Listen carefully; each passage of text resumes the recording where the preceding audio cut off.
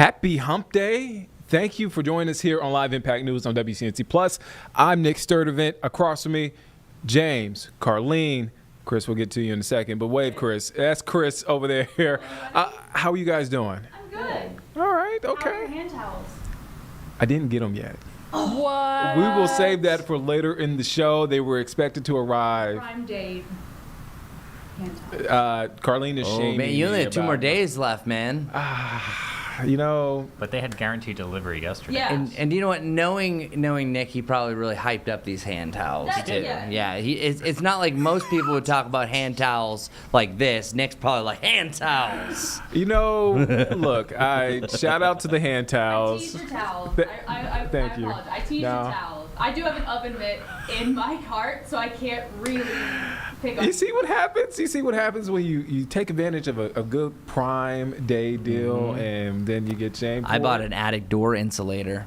Wow. Attic door insulator. Yeah, so you That's know what the adulthood attic is door all that about. drops down, and then I have a lot of heat that's coming from there. So this is supposed to be pretty much like space blanket technology that I like be able to seal around that and unzip it, so then I will be able to prevent the heat from sinking down into. So yeah.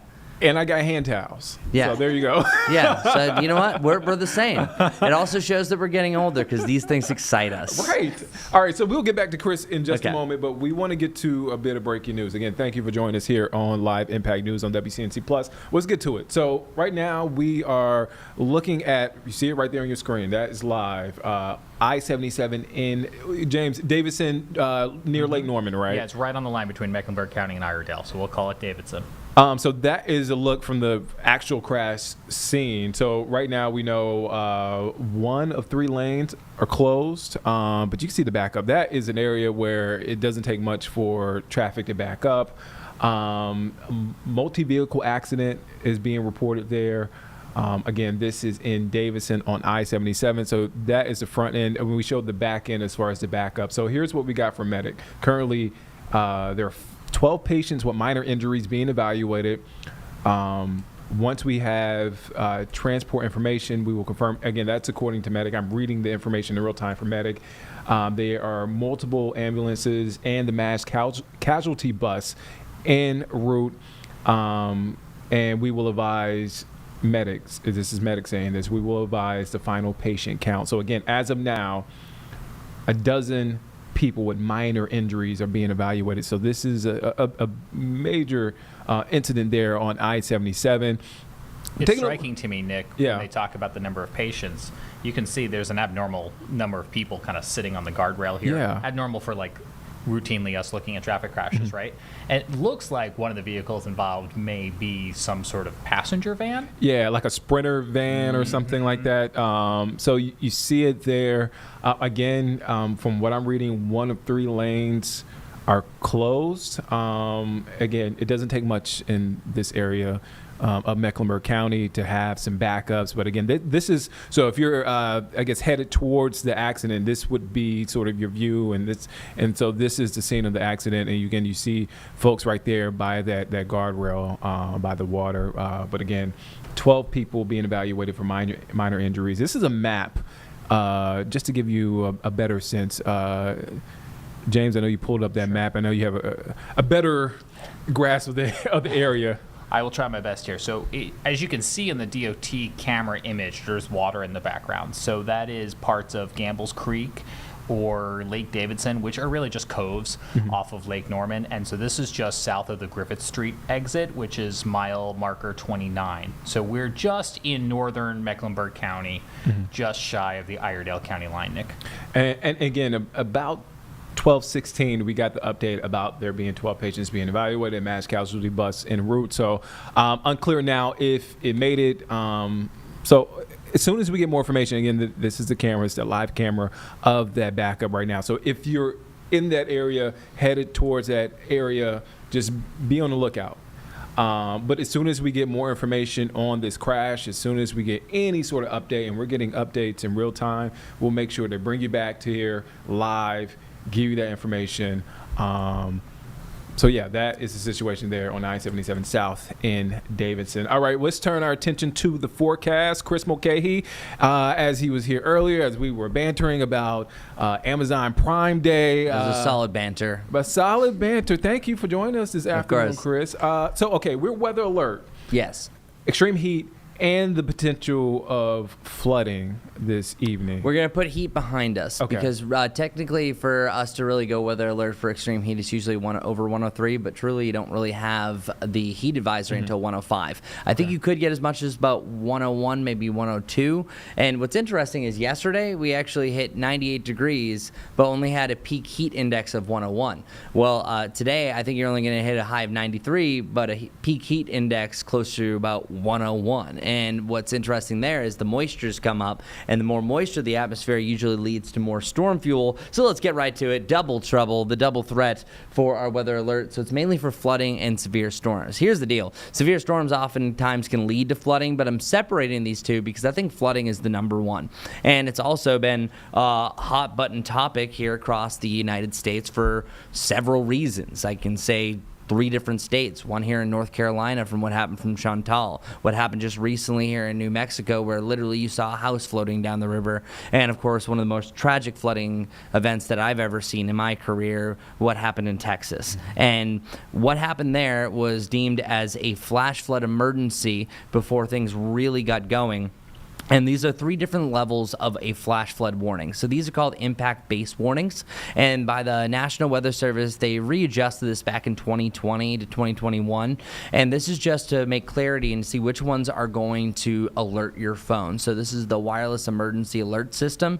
And if there's a base flash flood warning that you'll see many times on any of Brad's maps, Brittany maps, whoever is showing it, those happen all the time. But once your phone is notified, that is a considerable flash flood warning. The last one that we had recently was back in late June where we had that one storm that kind of sat around Tyvola Road. Over 5 inches of rain fell. That actually triggered many phones to go off. Also, the flash flood warnings that were happening from the most recent tropical system, Chantal, those also triggered considerable flash flood warnings. Once you get up to flash flood emergency status, you're talking about Helene, Florence, or what happened in Texas. Those are extremely rare, and then that means it's almost a historic flooding event. So I hope to God that you don't ever get caught in one of those, and I really hope that your phones do not go off. But I really am bringing up this point. If your phone is going off, it's for a very good reason, and for you not to ignore it, because that means that life-threatening flooding is within your area.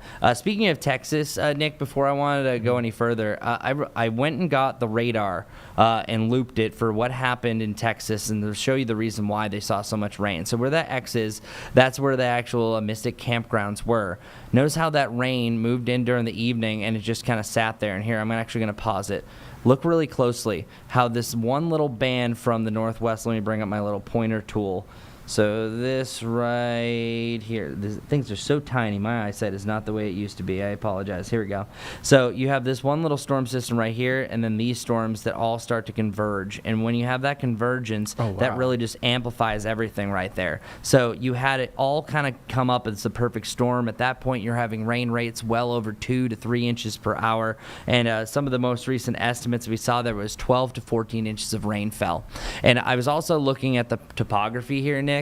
This is actually staggering because it wasn't just the Guadalupe River. It's actually the South Fork of the Guadalupe River. And what that means is there's often little tributaries and different branches that come off the main river. Sometimes those can get backed up and bottlenecked. And if you actually look at the Google Maps, you can see some of those campsites, some of those cabins literally right along the river. And check out how fast everything rose.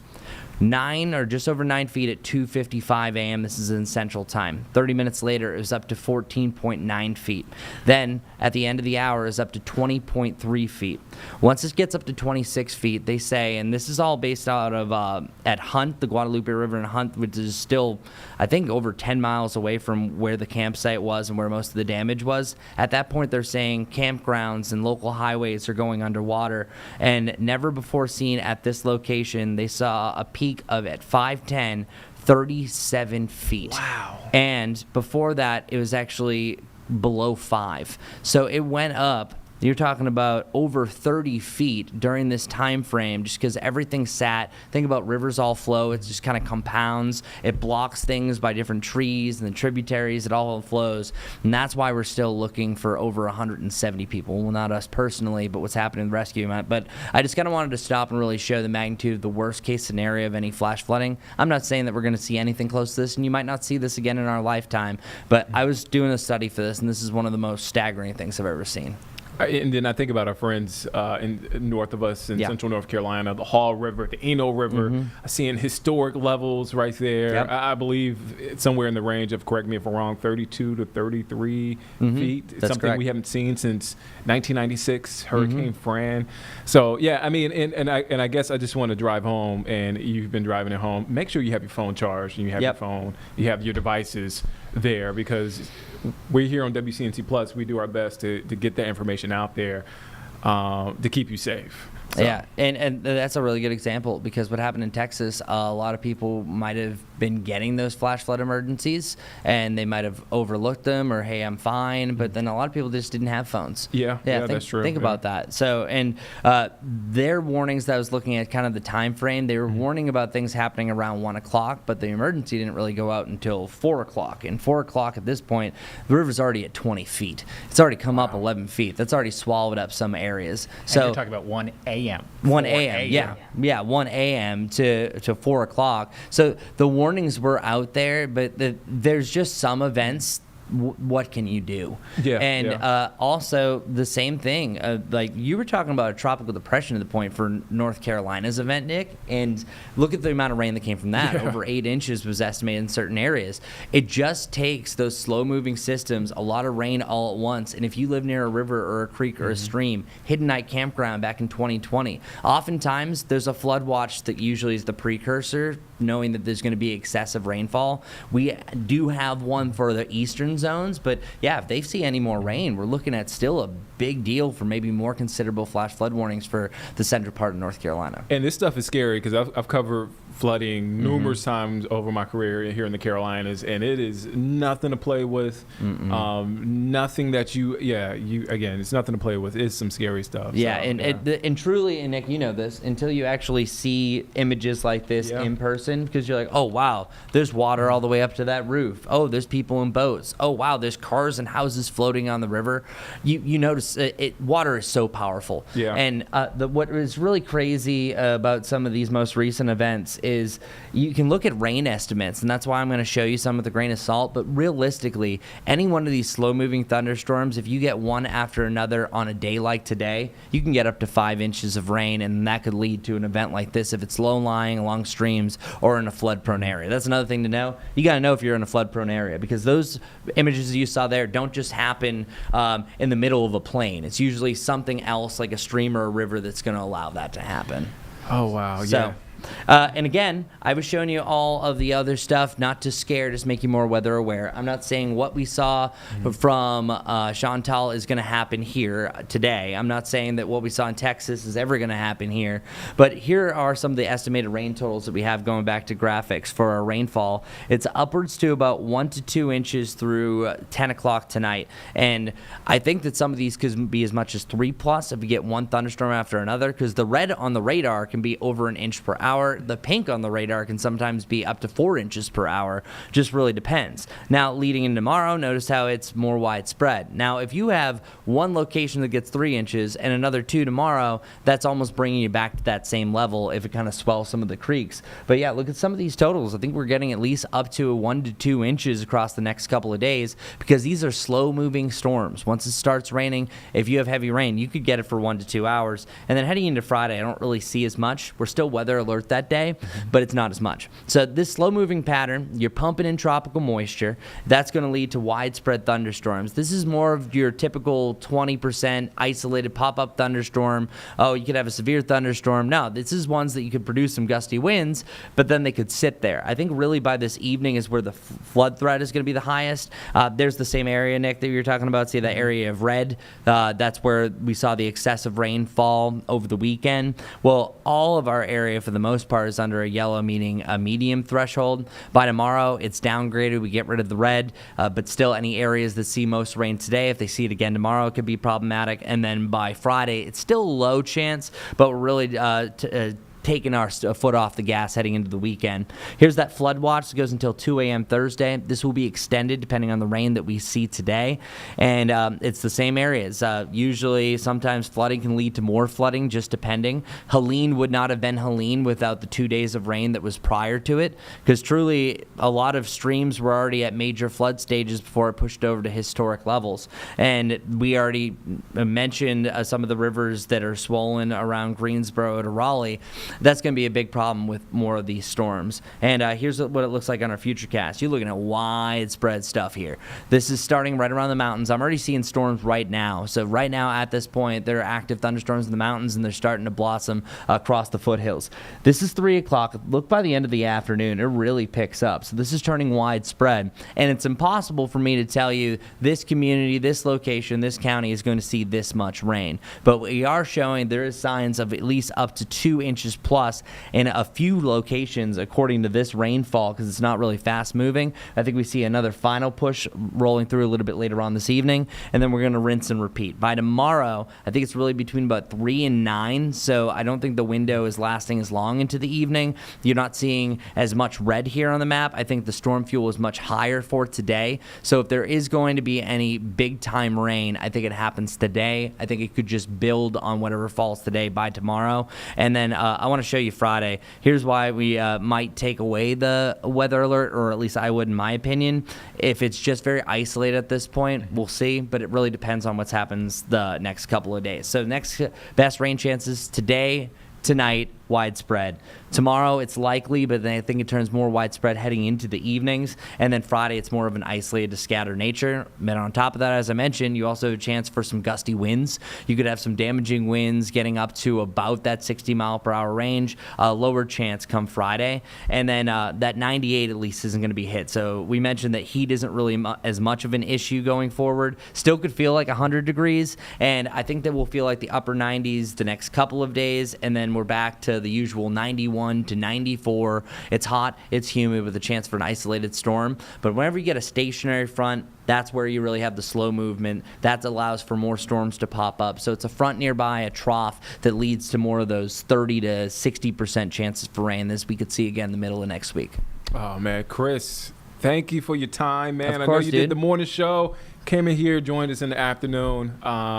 Thank you, man. Yeah, I don't get to be here as much, and well, and also it's a bummer too because I'm Mr. Happy-Go-Lucky, but it's just really disappointing that we have now seen 3 huge flooding events, especially one closer to home. And again, I'm not saying that's going to happen today, but then you just see more heavy rain that potentially could impact those areas. You just never know. You never know. You'd rather be safe than sorry. Chris, thank you. Go and get some sleep, man. Dude, of course, dude. All right. That's Chris Mulcahy. Thank you, my friend. All right. So speaking of flooding, we got some updates right as we were getting into the stream out of New Mexico. And I saw this morning. Wow. So from my understanding, the woman who was recording this is her friend's home. Wow. And she grew up going to that home, and she was kind of describing, hey, to see my friend's home that I grew up going to floating down the street, washed away, incredible. But you see some of the images here, the flooding in New Mexico. Let me make sure I get it right. I just want to make sure I have the latest numbers on this. All right, so according to NBC News, at least 3 people. I have 3 as well. Okay, you have 3. Okay, have died in flash flooding in the mountain village of Ruidoso. Am I saying that correctly? I've heard it said a couple of different ways, but I'm going to go with Ruidoso in New Mexico, which was badly hit by wildfires last year. So again, we got some updates from officials there in Ruidoso, New Mexico. Let's take you now to that press conference that just wrapped up moments ago, but in case you missed it. So we received it. Basically, we were asking the information on the salt fire. What did you see? And they told us it was a confidential police matter. There would be nothing else done, but we were told that the Attorney General looked at it and was not going to prosecute. So that's where we're at right now. That may change. Anybody else? Yes, sir? This may be beside the point, but is mail service still operational in affected areas in Ruidoso? I'm not aware. Sure. I haven't, that went kind of with our pothole program, where that's not on the top of my radar right now. Anybody else? Yes, sir? Certainly without the K-Box 14 CPS 4, monsoon season is still underway here.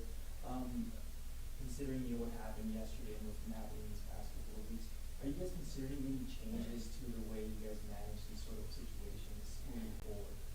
Well, we're just going to get better at what we do. As you heard, we were really prepared. The EOC was stood up, has been stood up for some time.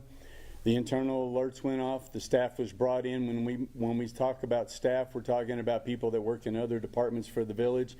They may be in the water department taking your payments. They may be in the short-term rental department, planning and zoning, that they have been trained to run the call center, to manage donations, things of that nature. So this, we've practiced these things. We've had tabletop exercises before this event happened. We will continue to do that. So with each event, we know that they're coming. So we're trying to be better prepared. As the emergency manager said, and the manager and the fire chief, we had staff pre-positioned in our choke point areas. What do I mean by that? That's areas that are prone to flooding. So we had manpower and equipment that was ready at a safe distance. So when the flooding started receding, we were able to move in to start removing debris so that the culverts, the bridges, and everything would remain free. And then those are things that we've done. We just get better with it every day. But it is getting, where we have regular jobs. The village staff has duties that they have to perform on a daily basis anyway. And I was joking about the potholes, but that's one of them. We're in the middle of our paving season. So we have a lot of paving companies in town that now can no longer pave. We have housing development that we've been working on for several years that are in the final phases, that with this rain, it slowed it up, the last bit of it, so that we could get families in those homes. So we are just preparing more to be ready. Yes, sir? Are the teams that were out yesterday out today? Yes, sir. Preparation for any? Yes, sir. Everybody will be out. They're doing assessments right now as we've spoken up to see what kind of damage that we have, and then if there's anything that we can shore up, say debris that is still on culverts, to get that removed so that when the next event comes through, that we have clear culverts. Anybody? Yes, ma'am. What kind of economic impact having to cancel the rest of the racing season will have? Well, I can tell you the racetrack is $150 to $160 million a year impact to this region. That it employs 500 to 600 people out there. This was the second leg of the Triple Crown of Quarter Horse Racing, which was supposed to start this Friday, Saturday, and conclude on Sunday. That is not happening. Those are multi-million-dollar races, so as you can imagine, a lot of that revenue will not be coming into town in the form of hotel rentals, restaurants, purchases from our businesses in Midtown. We worked hard from last year to get to where we are today to restore our gross receipts tax, which is the revenue stream for the village of Ruidoso. We were there, and now then we're not. So we're backed up, and that creates quite a dichotomy, because we are here today talking about the catastrophe that we just experienced. The biggest catastrophe of all are the 3 lives that we lost. So in a business, in a town that your business is tourism, what do? So we try to be as safe as possible. We try to alert you in as many possible ways as we can while still supporting our businesses, because those businesses rely on that money, that revenue for their livelihood, their employees, their children, our school system, all of those things. It is very much intertwined. So it is a very delicate balancing act that we're doing. Are we pimping out our community for money's sake, or is it that's our economy? And it's our economy, folks. That was determined many, many years ago. So we are working hard to make sure that the people that are here, the people that come here, are staying safe. You got to be kidding. No more questions? Okay. For anybody that's interested, over here on the wall, we've got our monsoon awareness info tool, which is available for residents, and that's where you can find the rain map. And then below is an example of the REACH survey, which is how we're reaching out to businesses and property owners about property damage. So that's right over there on the wall. And so we have local updates on our local radio station, which is 99.1 KRUI The Mountain, or 1490 AM, where you can stream the services. So anytime the event builds and we start experiencing it, we will go live, myself, the manager, with our radio station that we're in close contact with our Emergency Operations Center, which is right here in this building, to get constant updates to keep the public informed on what's happening, so that you don't have to get out and go check for yourself. Yes, sir. What time do you anticipate the governor to visit you, and where will she be? I don't know. I know I spoke to her last night. I spoke to the general this morning, just a few minutes ago. I know she's on her way. I don't know if she's flying or driving to the area. I know that we have several secretaries of different departments of transportation, economic development, that were in a meeting in Las Cruces that are on their way right now. So I'm not sure of her schedule. I just know she's promised to be here and promised us the resources that we need. If there's no more questions, we will conclude this interview. Thank you for attending. Thank you for being interested. All right, so you're watching Live Impact News on WCNC Plus. I'm Nick Serderman. We are approaching the top of the hour. That is a press conference that wrapped up moments ago there in New Mexico. Again, the folks there in Ruidoso, New Mexico, grappling with the flooding there. At least 3 people have died in the flash flooding in the mountain village of Ruidoso in New Mexico. It was badly hit. Just as to put this in context, badly hit by wildfires just last year. All right, so we want to turn our attention now to President Donald Trump. He is live at the White House. So President Trump is hosting 5 West African leaders today for lunch as that region reels from the impact of U.S. aid cuts. So let's listen in. This has been going on for a few moments now, so let's take you there now. Let's listen in. The high rates of people overstaying visas, and also make progress on the safe third country agreements. And once again, I want to thank you all for being here, and it's an honor for me. Some of you I've met, and some of you I just got to meet, and I think it would be nice if you said a few words to the press, which is right back here. Do we have a camera over here? It'd be nice if you could, oh, there it is. You could speak to the, you don't want to turn your head so much. I do it a lot. It's not pleasant. But perhaps we could start with you, please. Thank you very much. Great gentleman, by the way. Merci pour m'avoir donné la parole, Monsieur le Président. Thank you for giving me the floor, Mr. President.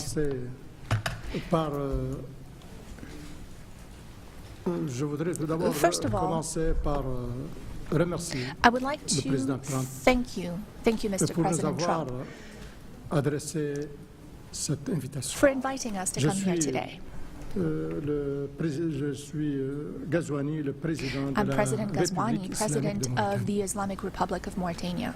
Thank you, Mr. President, for this invitation and the invitation you sent to the other colleagues present here today. This is a very strong message from you, and we are receiving this message very well. This is a message of interest that you're sending to us, and it's a message that you're sending to the whole of Africa. All of this is generous on your part. We are receiving this and we accept this message from you.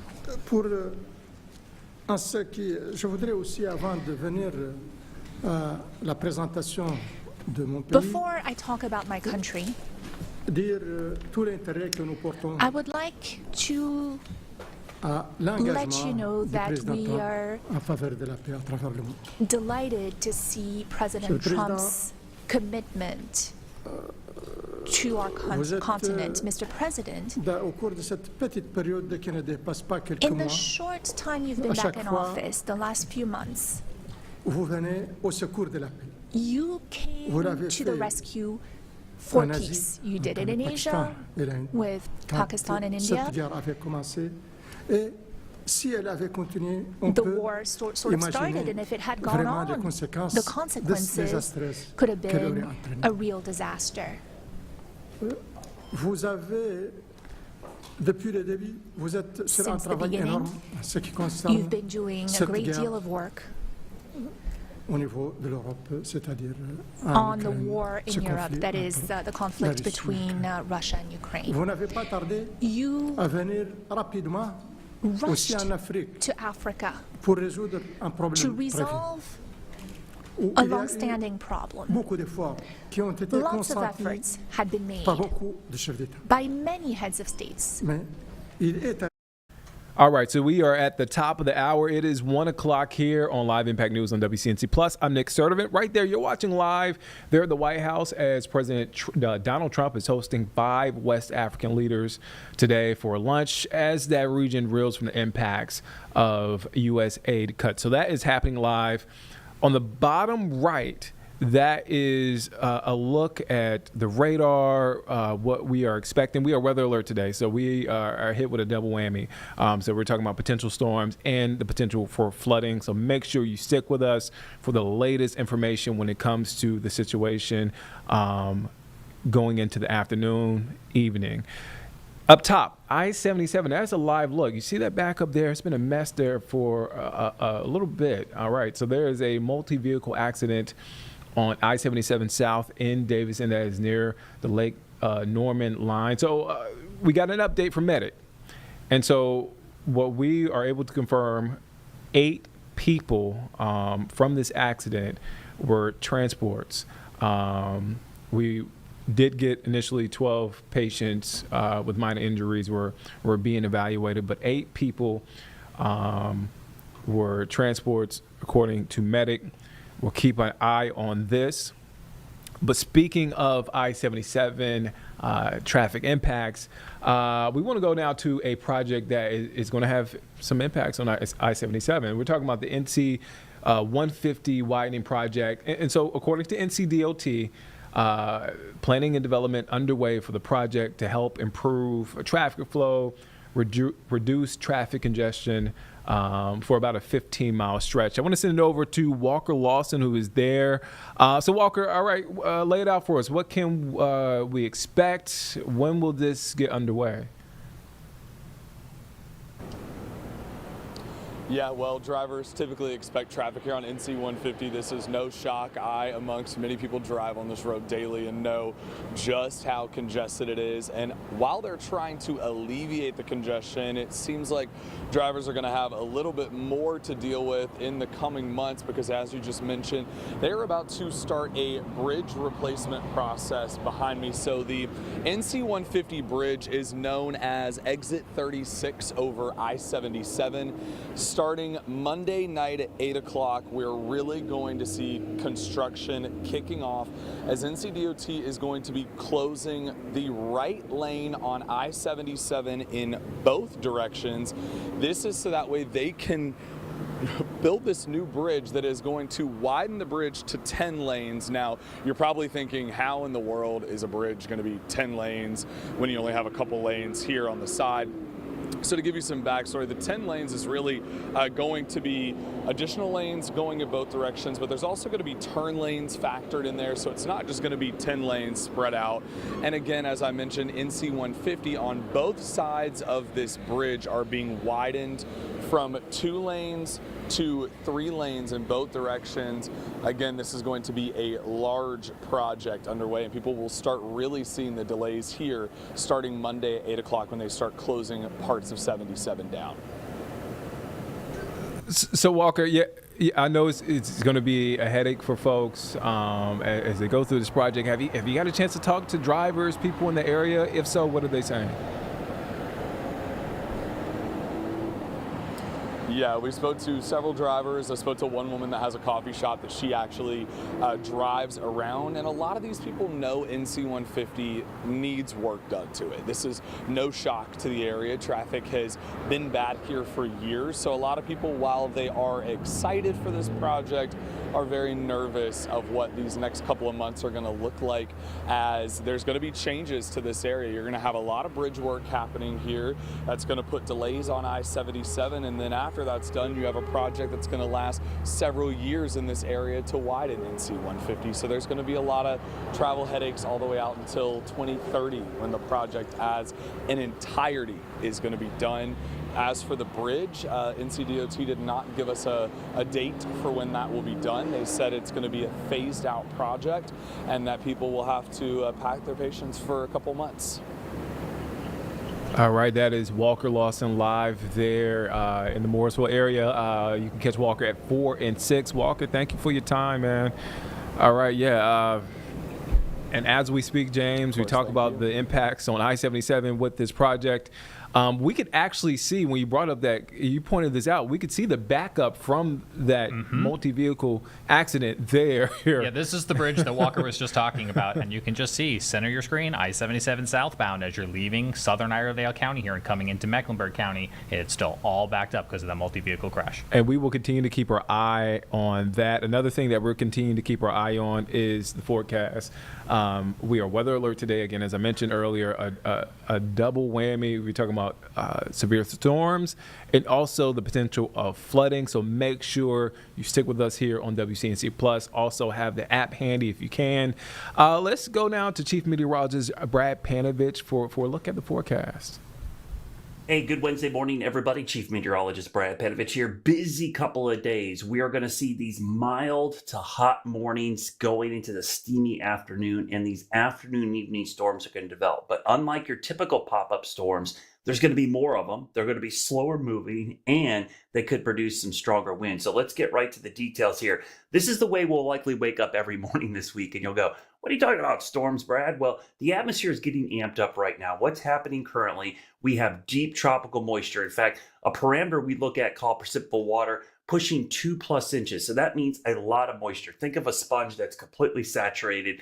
And so any storms that develop are going to be able to squeeze out a whole bunch of moisture here in the Carolinas. We also have a weak front and trough coming in. This little trough or front is our trigger. It's just enough in the summertime with this crazy heat and humidity to initialize scattered showers and storms. And what will likely happen, this is pretty much like clockwork. During the middle of the day, we'll start to see the ridge tops. You see the clouds building? That's where the storms start, and then they move to the south and east, and that's where we start to see the big time storms develop. So a couple things to show you. First of all, we do have severe weather risk. It's in the low to medium range. Anytime you get heavy rain this time of year, you can get wet microburst or downburst. That's our primary concern with any storms that develop today, again, tomorrow, and honestly, even parts of Friday. So you see 3 days where we have a low to medium risk. Not super crazy. It's not a typical spring setup. This is the typical summer severe weather setup. Water-loaded downbursts, which brings a lot of heavy rain. But we also have that heavy rain risk. So let me talk about that. So this is our excessive rainfall outlook. You could see most of our areas in the yellow, green, which is low to medium. And then we've got this moderate to really, significant threat for flash flooding. Why is that there? Well, guys, this is where we had the remnants of Chantal, or even Chantal itself, move through, which saturated the soil. So that area has a high susceptibility to flash flooding, but really the whole area is an elevated risk. Tomorrow, still in that medium to slight range, and then even on Friday, we're in that low to medium range. So potentially, we're going to see some flash flooding. And one of the things we look at, and I showed this yesterday, flash flood guidance. So what does this mean? How much rain could it take to cause flash flooding in 1 hour? Look at these totals, especially here from Charlotte east into the Sandhills and up into the Raleigh, Greensboro area. About 1 inch to 2. That's doable. A summer storm is going to produce 1 to 3 inches of rain in an hour pretty easily. So that's a pretty low threshold for flash flooding. Across the Piedmont and the Western Carolinas, you see a little bit higher amounts, but even in the mountains, it's only 1 to 2 inches in some cases. So there are spots where it will take very little rain in an hour to cause flash flooding. That's 1 hour. Here's how much rain it would take in 3 hours. You could see 3 inches, most areas 3 to 4 inches, but here only about 2.5. So that's pretty low threshold. 6 hour totals, yeah, you get 5, 6. That's a much higher threshold in some of these areas. But look at here.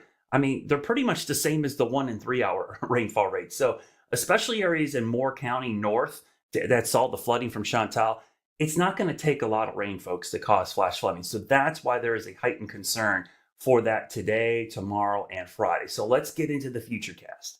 All right, so we're looking at futurecast, but I got to preface this with this is the things we don't know. The model data, the guidance is helpful to kind of give us an idea, but it's not the exact outcome we're going to see. The thing about this setup is one of the things we know is we have all the parameters in this area for slow moving storms that are going to produce localized flash flooding and gusty winds. The exact location is unknown until the storms form.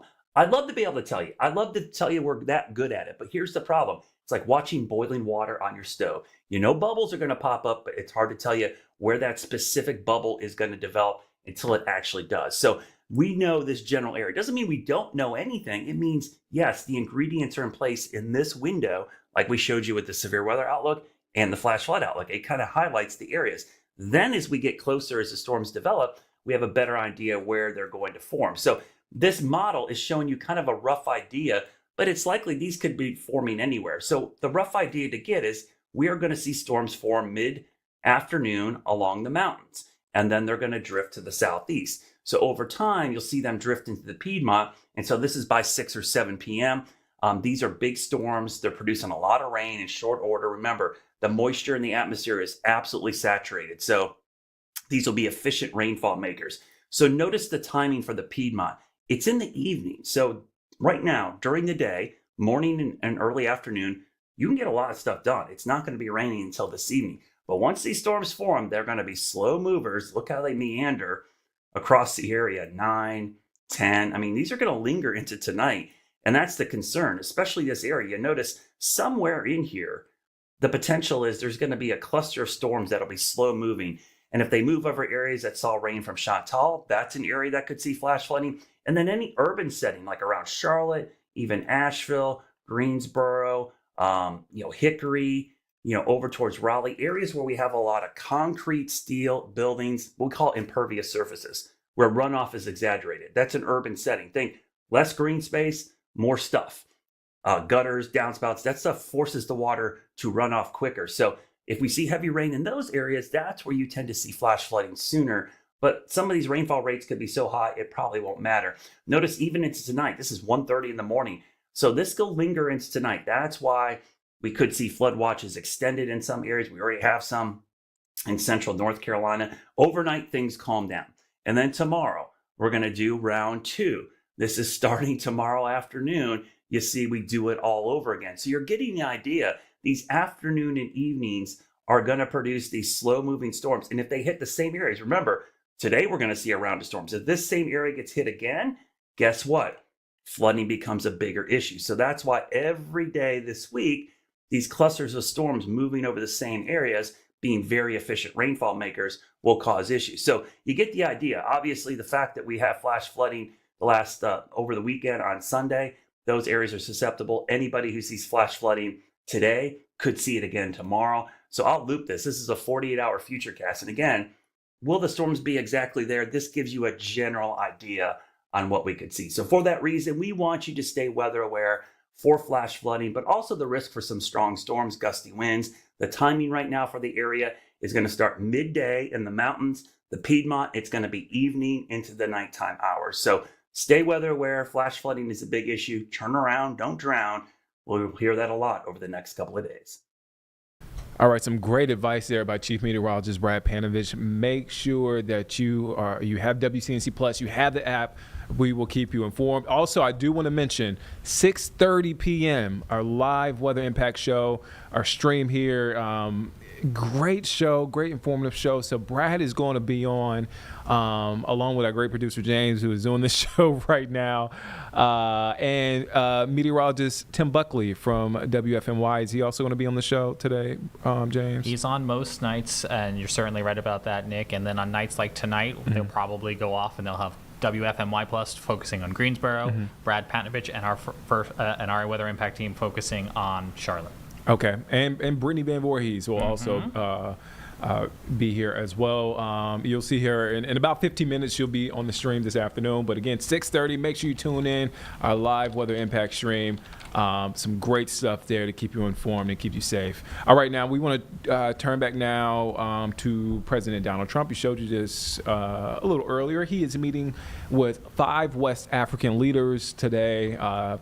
As that region feels the impacts of the U.S. aid cuts from recently, let's take a listen into what's happening right now.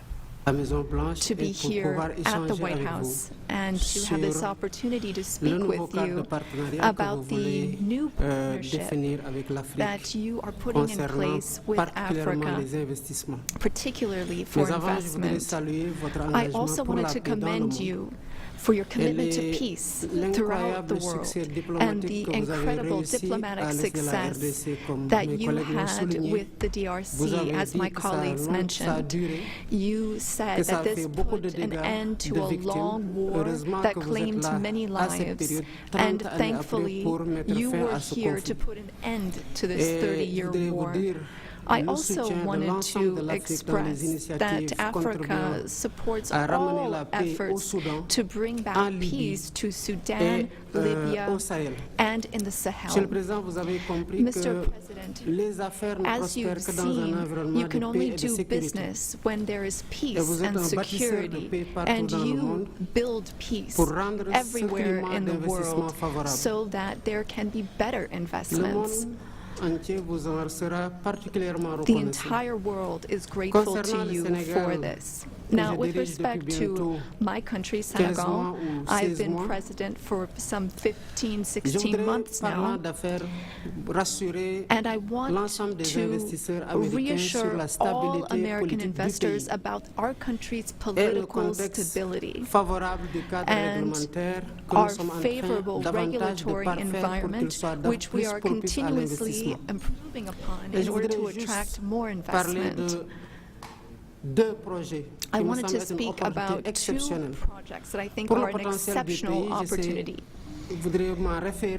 I will speak about the U.S. Ecological Survey, which can help assess the potential of the minerals in our country.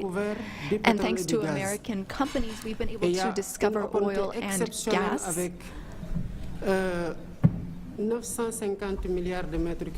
Some 950 billion cubic meters of gas that we can tap into in order to support our economy. And again, here we were able to do this with an American company. Another project I'd like to mention, and again, I would like to invite American investors to take part in this. It's for a digital city. We identified a space within the city of Dakar. It has a view of the sea. It's on some 40 hectares, and this is a great opportunity for American tech companies to come in and make Dakar a tech city open to Africa. I was wondering what your secret was for resolving all these complex crises, and I know you are a tremendous golf player. Golf requires concentration and precision, qualities that also make for a great leader. Senegal has exceptional opportunities to offer, including in the area of tourism.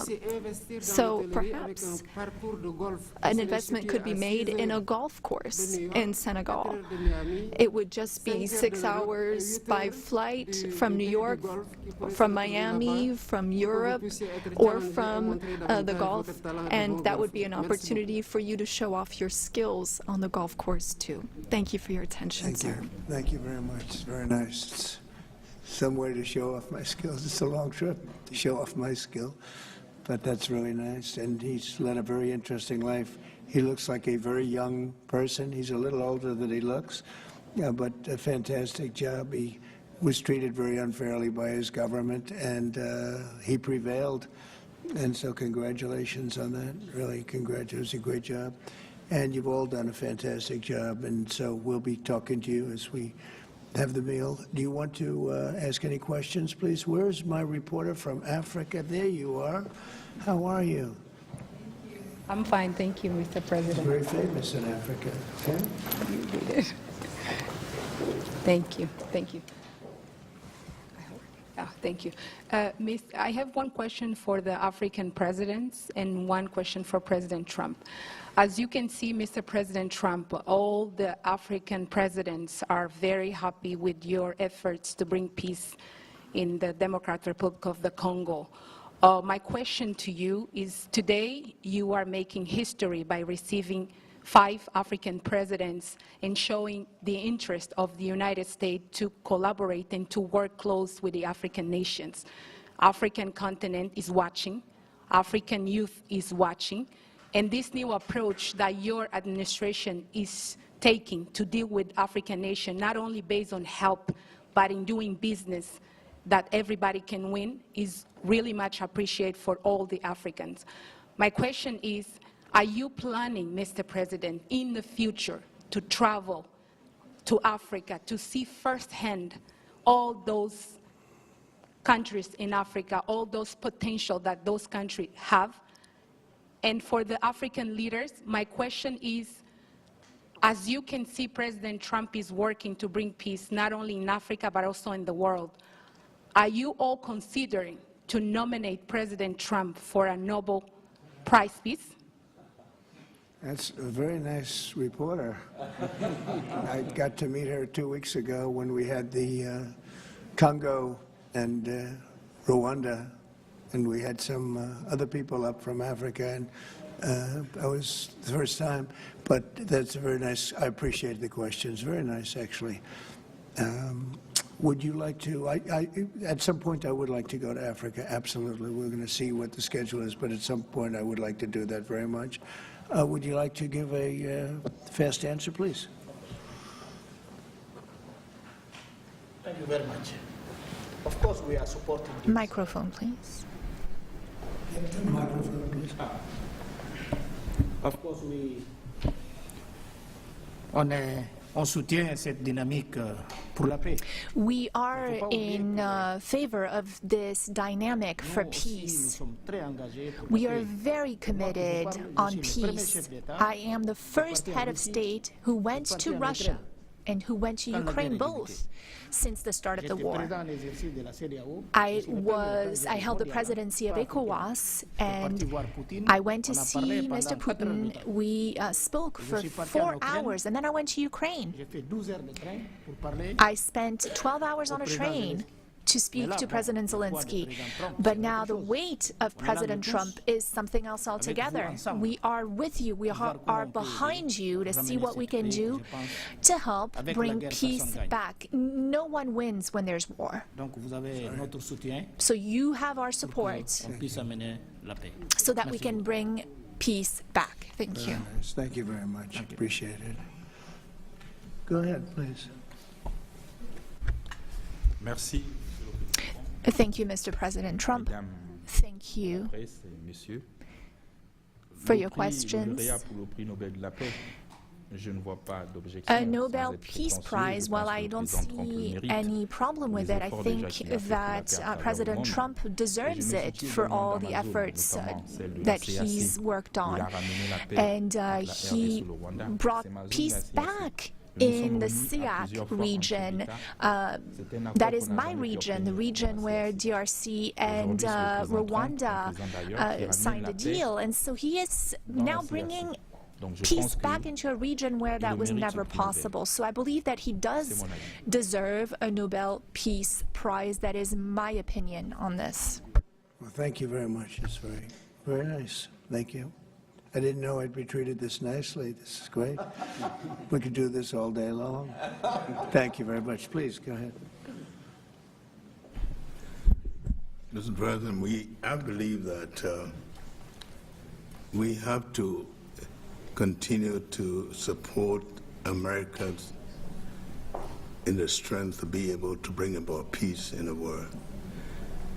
America is a melting point and also a country that we all look forward to. And I want to encourage you, because without peace, we cannot have a world to live in. And we stand with you on that. Right. Thank you. Well said. Please. Thank you, Mr. President, and thank you for your question. Very important question indeed. Forgive me for saying this, but unfortunately, I don't really understand, I don't know how things work when it comes to Nobel Prizes, but I can guarantee you that Mauritania would never be opposed to President Trump receiving a Nobel Peace Prize, because he's already working very hard in favor of peace throughout the world, with no distinction, no regard to what continent it's on, and he's working on areas where there are tensions everywhere, and he's committed towards peace, and our world needs more peace. Thank you. Thank you very much. Thank you. Thank you very much. The jury will decide. It's not a matter of voting amongst our countries, but what is for sure is that the results and the work has been done in such a short amount of time show that you would be a good recipient, and I'm sure that the jury sees that, and the rest of the world sees it as well and understands it. When the time comes, I think everyone will see that it is a deserved prize. Congratulations on what you've done so far. If we took a poll, I think you would be very far ahead in those polls. Thank you very much. Very nice. All of you, thank you very much. I appreciate it. Peter? Thank you, President Trump. James Comey and John Brennan, now under criminal investigation related to the Trump-Russia probe. Do you want to see these two guys behind bars? Well, I know nothing about it other than what I read today, but I will tell you, I think they're very dishonest people. I think they're crooked as hell, and maybe they have to pay a price for that. I believe they are truly bad people and dishonest people. So whatever happens, happens. And now, a few weeks after the strikes that you ordered on the nuclear facilities in Iran, there is an Iranian official who says you, President Trump, have done something that he can no longer sunbathe in Mar-a-Lago. As you lie there with your stomach to the sun, a small drone might hit you in the navel. It's very simple. Do you think that's a real threat? And when is the last time you went sunbathing anyway? It's been a long time. It's been a long time. I don't know. Maybe I was around 7 or so. I'm not too big into it. Yeah, I guess it's a threat. I'm not sure it's a threat, actually, but perhaps it is. And on one other subject, two Democratic senators now, Cory Booker and Alex Padilla, have a new bill out. They want to require CBP and ICE officers to have legible IDs, and they don't want CBP or ICE officers covering their faces. Would you ever sign that? Well, they wouldn't be saying that if they didn't hate our country, and they obviously do. I'm surprised that they would do it. Knowing a little bit about them, I don't know them well, but these officers are doing a tremendous job. They're great patriots. If you expose them because of statements like have been made by Democrats and others on the left, usually, mostly, I think probably exclusively, you put them in great danger, tremendous danger. And it's sort of funny when people picket in front of Columbia, in front of Harvard, and they have masks on, more than masks. I mean, you can't see anything. Nobody complains about that. But when a patriot who works for ICE or Border Patrol puts a mask on so that they won't recognize him and his family, so they can lead a little bit of a normal life after having worked so hard and so dangerously. There's a problem with that. So they have this is the problem with the Democrats. They have a lot of bad things going on in their heads. They've really become they've lost their confidence, number one, and they've become somewhat deranged. I want to do whatever's necessary to protect our great law enforcement people, and they are right at the top of the list. And your agriculture department also announced this week that they are going to start limiting Chinese ownership of American farmland. Why do you think that the Chinese have been buying up all this farmland in our country so close to military installations? Well, I don't want to get into that. I have a very good relationship with President Xi. We're going to see, and I'm going to, they're going to be making a recommendation to me, but we have a very good relationship. As you know, they're paying a lot of tariffs to the United States now, and so I'm not going to get into that right now. Yeah, please. Yesterday, the Wall Street Journal reported that the White House was weighing whether to send another Patriot air defense system to Ukraine. Can you confirm that reporting? They would like it. They've asked for it. They're very rare indeed, because a lot of systems have been sent to Ukraine. But they would like to. You're watching Live Impact News on WCNC Plus. I'm Nick Sturdivant. The time is now 1:30. Thank you again for staying with us here on Live Impact News. All right, so right here, you're watching live as President Donald Trump. He is taking questions, and right now he's actually hosting 5 West African leaders for a lunch there. Again, he is taking questions from reporters as we speak. Top right, you see a live look at the New York Stock Exchange. Stocks are up after the past couple of days. It's been a rough go for the stock market. Below, that is a look at the radar for this afternoon, evening. Again, this is a live look right now. So we have a double whammy. Look, I said this, I've been saying this the whole show. Weather alert, storms, potential flooding. So that is the situation that we're dealing with right now. I want to bring in meteorologist Brittany Van Voorhees, who is here. Brittany, thank you for your time. Thank you for joining us. I guess first question for you, what are we looking at right now?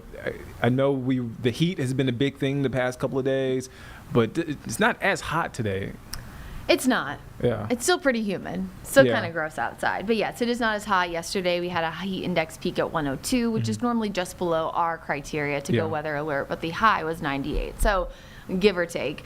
Today, not quite as hot, but we're still expecting most areas to be in the mid-90s. Of course, rain-cooled air is going to help a little bit with this, but it is certainly feeling stickier than it was even last week when we had, 17 days in a row, temperatures at or above 90. While those started near our dangerous heat, they kind of ended as we got the breezy and cooler air on Sunday, of course, thanks to Chantal.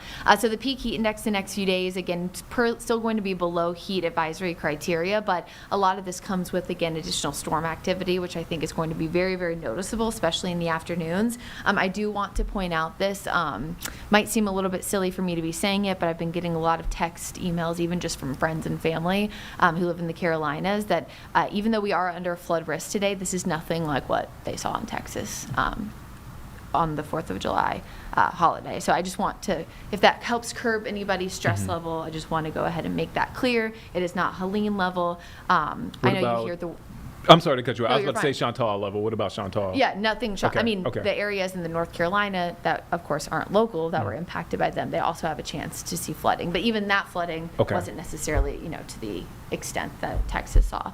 When you have a lot of, water sources and a lot of rain being funneled into them. And I think that that's a big thing too. Sorry to get off topic slightly, but I was seeing a lot of things online about people asking, like, how could a river rise 25 feet when you only had 5 to 10 inches of rain? And it's because essentially all those different waterways are part of a watershed, right? So it's like a funnel. So it funnels into the same area. That's how you get water to rise so quickly, especially if you're at a lower elevation. So different conversation for a different story. Let's talk about today. So we have the kind of double whammy here of the fact that it's hot, the fact that we have strong to severe storms, and I guess more of a triple whammy is the fact that we're also getting that flooding risk on top of it. Now, the flood itself risk comes from slow-moving storms. So we've already kind of seen some of these moving through parts of the mountains. You can see Ashwaubenon, Avery County, some pockets of heavy rain. No severe weather here just yet, but normally when you see our severe weather risk, we're always focused in on winds and hail. That is not necessarily the case today. I think it's more winds and flooding. Hail risk is very, very low because we really just don't have a lot of cold air in the mid-levels of the atmosphere because it is so dang hot outside. Futurecast rainfall, I will remind folks that when you look at rainfall totals, this is not, we always say it's not gospel, it's guidance. So it's generally showing you what could happen. And if you're talking about a very, very isolated risk for heavy rain, such as what we have with Chantal, it's showing you the general idea, right? Like the general area that has a better chance to see heavy rain. Right now, it does look like that's going to be primarily along and southeast of the Charlotte area. I think the mountains will certainly see rain, but a lot of the heaviest rain, a lot of the significant downpours look to be more so toward the Charlotte metro. And that's just because of where the moisture is coming from. Stalled cold front, slow moving pattern as we have warm, moist air coming in from not just the Gulf, but also the Gulf Stream, which is right off the coast in the western Atlantic. And so you fuel all of that moisture on top of already having a lot of moisture present and lift from the cold front, and that's what's causing multiple days with higher rain chances. Wednesday, flood risk is moderate for most of the area. You see that little sliver, I'm going to back up for a second.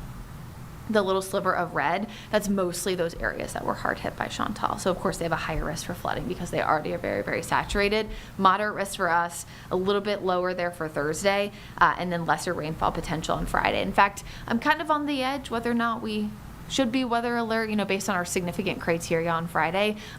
Weather alert, main reason, right, is to let you guys know ahead of time. So whether you see that little icon come off or not, it's truly neither here nor there. But I just know Friday will be less in terms of heat as well as less in terms of rain chances. There is a flood watch in effect for Stanley County, Anson, and Richmond.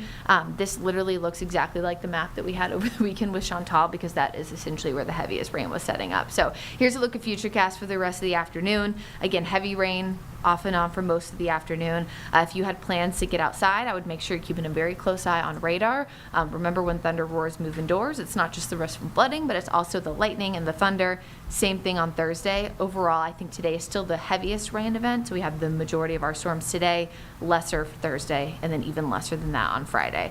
It doesn't mean you won't see storms. It's just that the overall coverage is less. And I think when you see rain chances the next few days, a lot of rain chances just based on what the actual meteorological reason why we do percentage of precipitation. You can expect that a lot of that has to do with the likeliness that we'll have more coverage, right? So highest rain chances Wednesday because there are most storms, lesser Thursday, and then even lesser on Friday. This specifically, the severe weather outlook, again, winds are going to be number one, flooding is going to be number two. Not really worried about the hail the next few days. At least for us, it's pretty much now through the afternoon.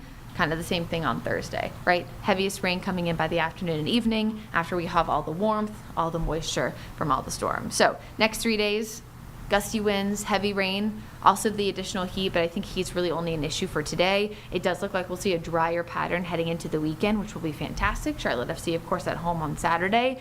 And as we look at the extended forecast, we'll eventually watch some slightly higher rain chances by about this time next week. If you're thinking ahead to Wednesday, the 16th match for Charlotte FC, I think Saturday, the 12th, looks to be a little bit drier than Wednesday, the 16th, but of course, we have time to continue to watch that. So once again, encouraging folks to stay weather aware. Yesterday, the heat, today, kind of the heat and storm mix, but the next few days we'll especially be keeping our close eye on flooding.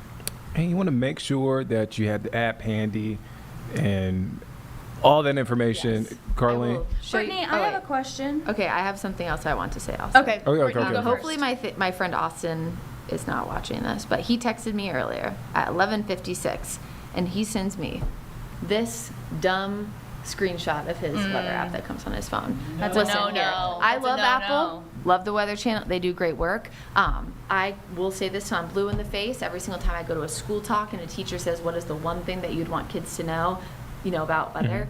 Your app is crap. We literally call them crap apps in the meteorology community. It is raw model data that is just shoved there. No person is looking at it. No person is looking at where the cold front is, whether or not it shifted west, east, north, south since the last update. It's not looking at, whether or not we have moisture lingering from a tropical system, that was nearby a few days ago. It doesn't know that. Even the models that are built by AI, they're only as good as the forecasters who are trying to teach them to be better.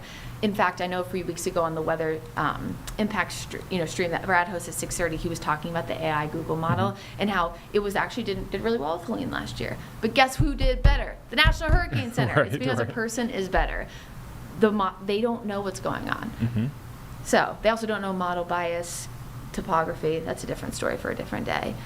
So please, for the love, that of all that is holy, do not send your meteorologist friend a screenshot of your Apple Weather app. It is not good. It's not good for a reason, and it also can't forecast based on social science. Your app might say 100% chance of rain because they are 100% positive that you're going to get rain in your backyard. You know what that means? Rain at some point during the day. But you might have your meteorologist friend say, well, if it's going to be dry from midnight to 4 p.m., I'm not going to put 100% chance of rain, because what does a person think 100% chance of rain means? It's going to rain all day. Just know, I would never do that. I would never. He was doing it to give me crap, but to which I then responded, he said, this is crazy. I said, those are insanely high. Also, why do you trust an app? He said, I don't, but it's easy.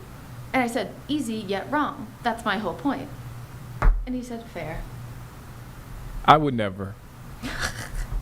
I'm sorry, I'm being very dramatic right now, but I have this conversation with my friends all the time. Your app is wrong probably 90% of the time. Brad tracks the WCNC, I'm just saying our weather team specifically's accuracy. It's 95%. Okay, if your significant other cheated on you 90% of the time, you wouldn't keep coming back to them. That is. If your Look, car mechanic drained the coolant from your car, and every single time you got your car back, your car's overheating and you gotta go back, would you keep going back to the mechanic? No. So why why do you keep going back to weather apps that are terrible? Well, I love the example because, talking to Brittany, talking to Brad and our team, we always are trying to use examples to help it, land. Yeah. You want folks to make it resonate because, it that just landed. Yeah, it landed. And it's Look, just it landed crazy with me, too yeah. because people do seem to be more aware of how bad weather apps are, and I'm just using Charlotte as an example, like during the winter when it's like 9 to 11 inches of snow, and that never happens. But it's like they forget that like when they hit rainy season, and they're like, oh my gosh, 65 to 70% chance of rain every day. My day's ruined. I mean, Brad even used this example. I know a few weeks ago when we were on, and I was filling in, so it was the four of us, you, me, Jane, and Brad, about even like the beach. Like you go to Myrtle Beach, Wilmington, Charleston, anytime this year, your crappy weather app or the WCNC app, whichever one you use, you know which one's better. I'm looking at you. It's gonna say there's a chance of rain. It's summer. We get a sea breeze coming in. Carlene grew up in Charleston. She can tell you it could rain for 2 minutes. Yeah. And technically, the forecast was right because it rained. But that doesn't mean your beach day's ruined. No. How many people you see out there who are just like, all right, I'll go under shelter for the 2 minutes of the storm. And then go back out and get my chair. Oh my gosh. Yeah. You wouldn't cancel your whole beach trip if there was a chance of rain. You Right. cancel every No. beach trip you've ever had in Carolina Right. since That is fair. since To the dawn of time. That since is- the Lord made the earth. that I mean, is come fair. on. Yeah. So sorry, it just struck it. Carlene, It's okay. you had a question? I did. It is phone related. Okay. Okay. Previously here on Live Impact, I told a story about a previous weather event we had not too long ago. Greg and I were sitting on the couch. Greg, my dear Oh boyfriend. yes, we talked about the wireless emergency alerts. Yes, the WIA alerts, Yes. right? I did not get one. He did. And you came in the next day and was like, you should be getting those. Yes. I'm sure I'm not the remember that, only yeah. one in that scenario where maybe their significant other or whoever, a friend, has got it and they didn't. What should people, what phone settings should people look for? So there is a setting under wireless emergency alerts in your phone.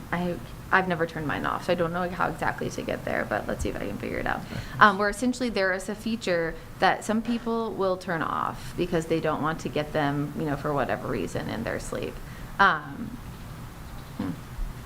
actually don't know how to find them off the top of my head. I'm putting instructions on screen. Yes. Okay, Oh. James, please do that. Because I've never turned mine There off. you go. Okay. James, I can't read that. I can't either, and Oh my Carlene has gosh. my microphone. Oh, Go okay, to yes. Go to settings. Settings. Notifications. Okay, I'm doing it right now with you Check, guys. Check. Wait, hold on. Wait, sorry. We're all I'm a doing this boomer. together. Yeah, we're all doing Wait. it together. We might as Okay, well. Notifications. Okay, go to settings. Go to Settings. Settings. Notifications. Notifications. Scroll down to the bottom of the screen. Bottom of the screen. Under government alerts. Uh-huh. Okay. There's a toggle for on and off. Okay. So there's Amber alerts, emergency alerts, public safety alerts, and test alerts. So people will want to have Amber, public safety, and emergency all turned on. Test, probably not. Okay, so I have everything on. Yeah, I have everything on. Okay, I have everything on, but I also looked at emergency alerts. I have something toggled off that says local awareness. Okay, so that's probably why it's not coming. Basically, so local awareness, it doesn't mean that they won't come in, but local awareness is Apple using your approximate location to make sure that you're getting it. Okay. So if you look really closely, it says Apple can use your approximate location to improve timelines, accuracy, and reliability of the emergency alerts you receive. So that could be something like if your notifications aren't turned on, and like you kind of like if when I'm That's what it tracking you looks on like, Find My folks. Friends, right? That middle one. That is I a- didn't have it toggled on. That's what it looks I'm not like. gonna lie, I thought that was a screen grab at first, because I like, looked why up. should you do it? I was like, wait, Well, how did 'cause we get that? The way I'm thinking about this is like, if anybody didn't know, Carlene's one of my best friends. So obviously when I'm tracking you on Find My Friends, like you could be, it could say like somewhere in Noda versus like Yes. your actual house. That's probably like, and now obviously I can get your actual house, which I will not give your address on Live Impact Is News. this a but- service you offer everybody? Personal. But what I'm saying, no, but it's like, so it's an approximation probably rather than like your exact. Okay. You know. Good to know. So Brittany, that's I my have another best graphic guess. here Yes. That you can walk us through. What does this mean? Well, I don't see. Oh, okay. Thank you, James. Okay, so this is the difference between what you will and will not get with wireless emergency alerts, and this has been a big topic of conversation.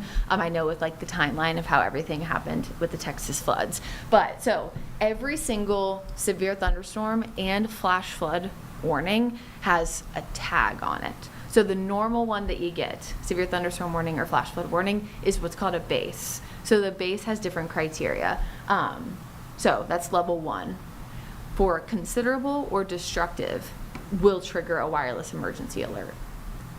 And it doesn't use cell phone signal, so you're supposed to get these even if there's not cell phone signal where you are. So my understanding is that, you know, government, NWS, whatever, they're using like satellite towers and things like that kind of can override the cell phone signal issue. However, just like everything with technology, it's not perfect. So when you live in an area that's very prone to certain weather events or some place like this and have good cell phone signal, this is not a shame thing, it's just the truth. I'm going to use like a camp. Yeah.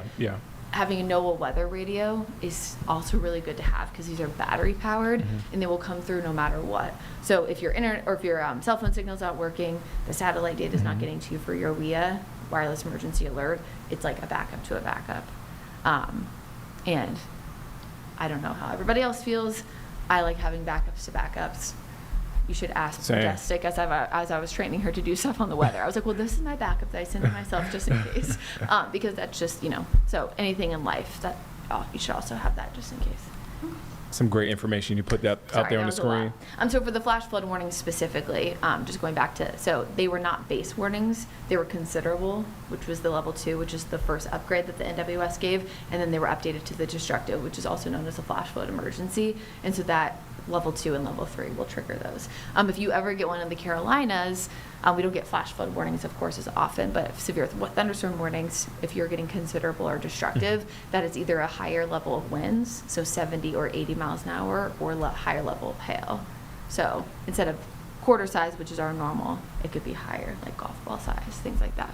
So a normal severe thunderstorm warning would not trigger a WIA in the Carolinas. You guys know how many of those you would get? Hundreds during the summer. But when you do get one, it essentially is telling you that it's been that upgrade. You know, I got a lot out of this. I did. I turned my alerts on. I know. We got to step by. I am one step. I'm not exaggerating at all. Like I got a lot out of this important Would information. I dare to assume that you are now more weather aware than I you am. were before I came in the room? I am. I'm just as aware as Greg now. Woo! There you go. Teamwork makes the dream That's work. right. Brittany Van Voorhees will be back in about 45 minutes ish. Well, Oh, I know. I didn't know. I was. I mean, you told me 1:30 and 2:30. So Yeah, about 45 minutes. She'll be back. I know, Well, but you looked at me like. No. You gave me a look, so I gave you a look. You can just stay if you want. If you want to stay. No, we'll be keeping an eye yeah. on things, working on some graphic updates. So. And 6:30, you can catch Brittany here on Live Weather Impact on WCNC Plus. We have the beautiful graphic up of Brittany. Yay! Well, it's me and Brad. And yeah. But you're like, here right now. You're here right now. We're gonna show your We're gonna face. show Oh, your that's so face. nice. We know Brad's gonna be here, but Brittany's We've gonna be seen here. Brad before. Yeah, Before we know what you. Brad looks I know. like. But that's like which you guys both know. I always joke. We know what Brad looks like. Do we? No, but I always joke about this.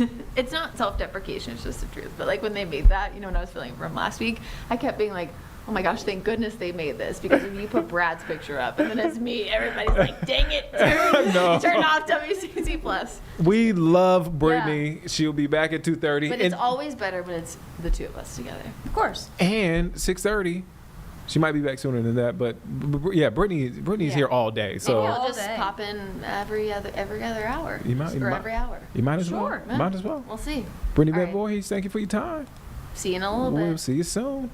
All right, so we want to turn our attention now to Kerrville, Texas. Just want to give you a quick update. So there was a press conference earlier, and so we got an update from authorities.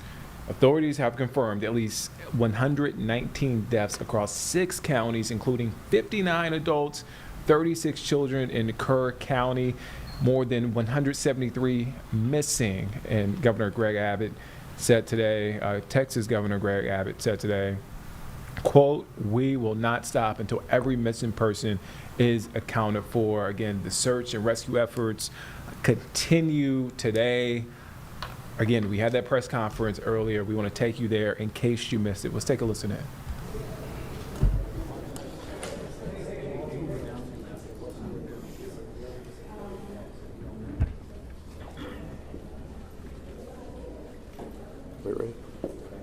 Okay, here's our morning update for July 8th. Search efforts continue throughout Kerr County. As of 8 a.m. this morning Central Time, there are 95 deceased. I'm going to kind of break down the numbers for you.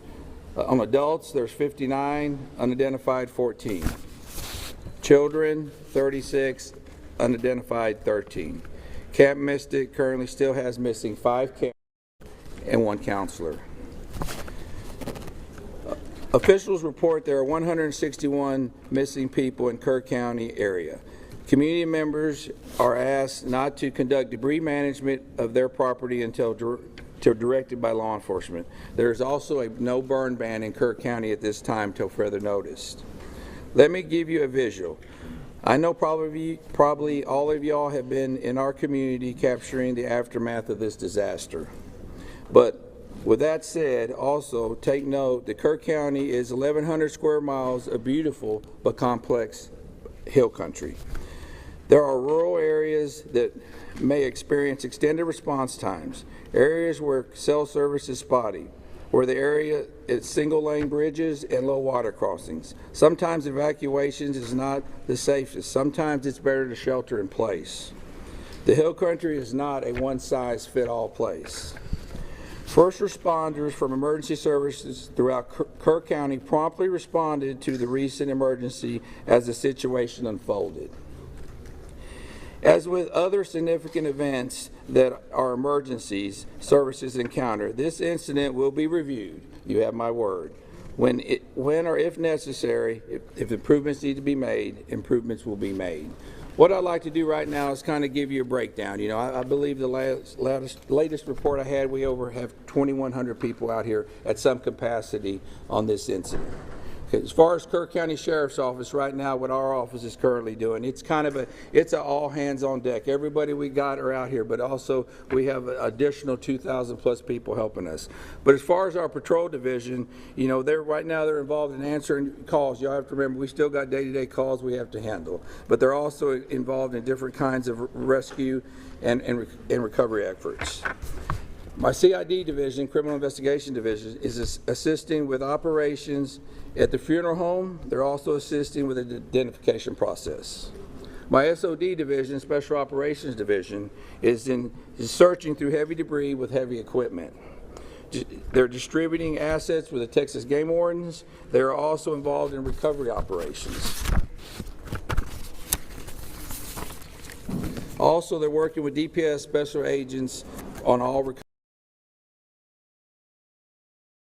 Communications is overseeing the communication operation liaison with DPS also. Our emergency management, Doug Thomas, is in the EOC Center. Also with my chief, they're both in the EOC Center. At this time, I brought a couple of the guys. I was going to let Captain Jason Waldrop say a few words. Jason has been in the field, hands on deck this whole time. I hadn't been able to get out of here a lot. There's a lot to manage here. He's actually witnessed several things. He's kind of give you a few ideas and updates on what's going on in the field, where he's been and what he's been seeing. And then we'll turn it over to Sergeant Jack Lamb. Captain Jason Waldrop. Go ahead, sir. So the sheriff just wanted me to kind of give you all an update on some of the things that we as the sheriff department have been doing. One particular thing that we have done in order to help assist in locating the missing is we have coordinated a team with a local construction company, the Texas Department of Public Safety, some fire departments from within Kerr County, a fire department from Acuña, Mexico, and we are looking and searching the deeply impacted flood debris along the river. So these areas are where a lot of this debris is bottlenecked. So it's a lot of large trees, it's a lot of the vehicles, it's a lot of home structures have built up in these areas. So we are using very heavy equipment, excavators, skid loaders, to remove this material and do a deep impact search of where this is. So what we ask is, for those who are out there working, the local residents, the families of the missing, even some of the search teams, if you see these very large excavators working, please avoid these areas. We are trying to control these work sites. We have spotters on the ground, so as this material is being removed, we are looking for anything of a sign of a person that may be within this material. These operators have very limited vision with these large excavators, so please avoid these areas that they're working. We're still spotting areas up and down the river where we can take apart these materials and hopefully locate some more of the missing. So that's one main thing that we've been doing along the river to help this process. Sergeant Lamb. Thank you. Morning. Jonathan Lamb, the Kerrville Police Department. We want to remind folks that if you've reported a loved one missing and they've returned safely or been found safely, it's vitally important that you let us know that that person is no longer among the missing. We need to keep an accurate count, as accurate as possible. So if you've reported somebody missing and they've been recovered safely, please let us know. Go to the website kerrvillemissing.dps.texas.gov or call 830-258-1111. And once again, kerrvillemissing.dps.texas.gov, 830-258-1111. We are actively working to ensure that we have an accurate count so that we know who to look for. And now I want to talk to the people here in this community, inside the city limits of Kerrville, people in Kerr County. A few things. We know that folks are beginning to clean up, and we have large debris piles. And we ask them not to use heavy equipment to take down those debris piles until they've been checked by a search party, because it's possible there are victims in that debris pile, and we don't want to disturb that. Please give us a call, our non-emergency numbers at the police department and the sheriff's department, and let us know that you've got a debris pile that needs to be checked before you begin that level of cleanup. Sheriff Letha mentioned the burn ban. That's countywide. We need people to respect that. Do not burn during this time. And we continue to ask people to steer clear of the area and let our first responders work. Again, this operation is ongoing and continuous. Our first responders are trying to get to places to do their jobs. And people coming here from outside the community and people within the community who want to go sightsee and look at the river and see the flood damage, it's making our job very hard. We ask folks to give us room to work. I want to talk a little bit about the events that happened on the morning of July 4th, what the Kerrville Police Department and other first responders were doing in those early morning hours. And I want to start outside of Kerrville, out in Hunt. Now, for those of you who went out there yesterday with the governor, y'all know that Highway 39 crisscrosses the Guadalupe again and again and again. And all of those low water crossings, when they flood, They create islands where you can't get in and you can't get out, trapping people in their homes, trapping people in vehicles. And that's what happened on the morning of July 4th. One of our patrol sergeants lives out there in Hunt, and he got up, he got ready to go to work, and he realized when he hit the intersection of FM 1340 and Highway 39 that he was trapped on an island that was Hunt, Texas. And he saw people, dozens of people, trapped on roofs. He saw people trapped in swift moving water. He gave them encouragement over his public address system in his vehicle. He told them to be strong, that he would get to them as quickly as he could, and to hang on. And he knew he needed help. He went to another detective, Kerrville Police Department detective who lives out there, and he woke him up and he said, "It's bad. I need you to get your gear on and come find me." And then he went back out. And for 13 hours, those two officers, along with some Hunt volunteer fire department firefighters and an emergency room doctor, provided care to that Hunt community. When it was safe to do so, they waded into the water and they rescued people. They got people down off of roofs. They collected them there at the Hunt School. There was a young boy with a pretty severe leg injury that was given first aid treatment throughout the day. Other people came. Many of them were injured. They provided first aid. They coordinated helicopter evacuations for the most critically injured. Communicated the situation back to our emergency dispatch center at the Kerrville Police Department. When the waters began to recede, they knew that vehicles would be making their way out there when it was safe to do so. So they went back and forth clearing out debris to clear a path for those vehicles. They saw helicopters flying back and forth, making recoveries upriver, evacuating those summer camps. And they were by themselves on that island that was Hunt, Texas, doing what they do, serving, protecting, and helping, until about 5 o'clock in the afternoon, when other emergency workers and high-profile vehicles were able to get out there. And here in town, the early morning hours is still dark.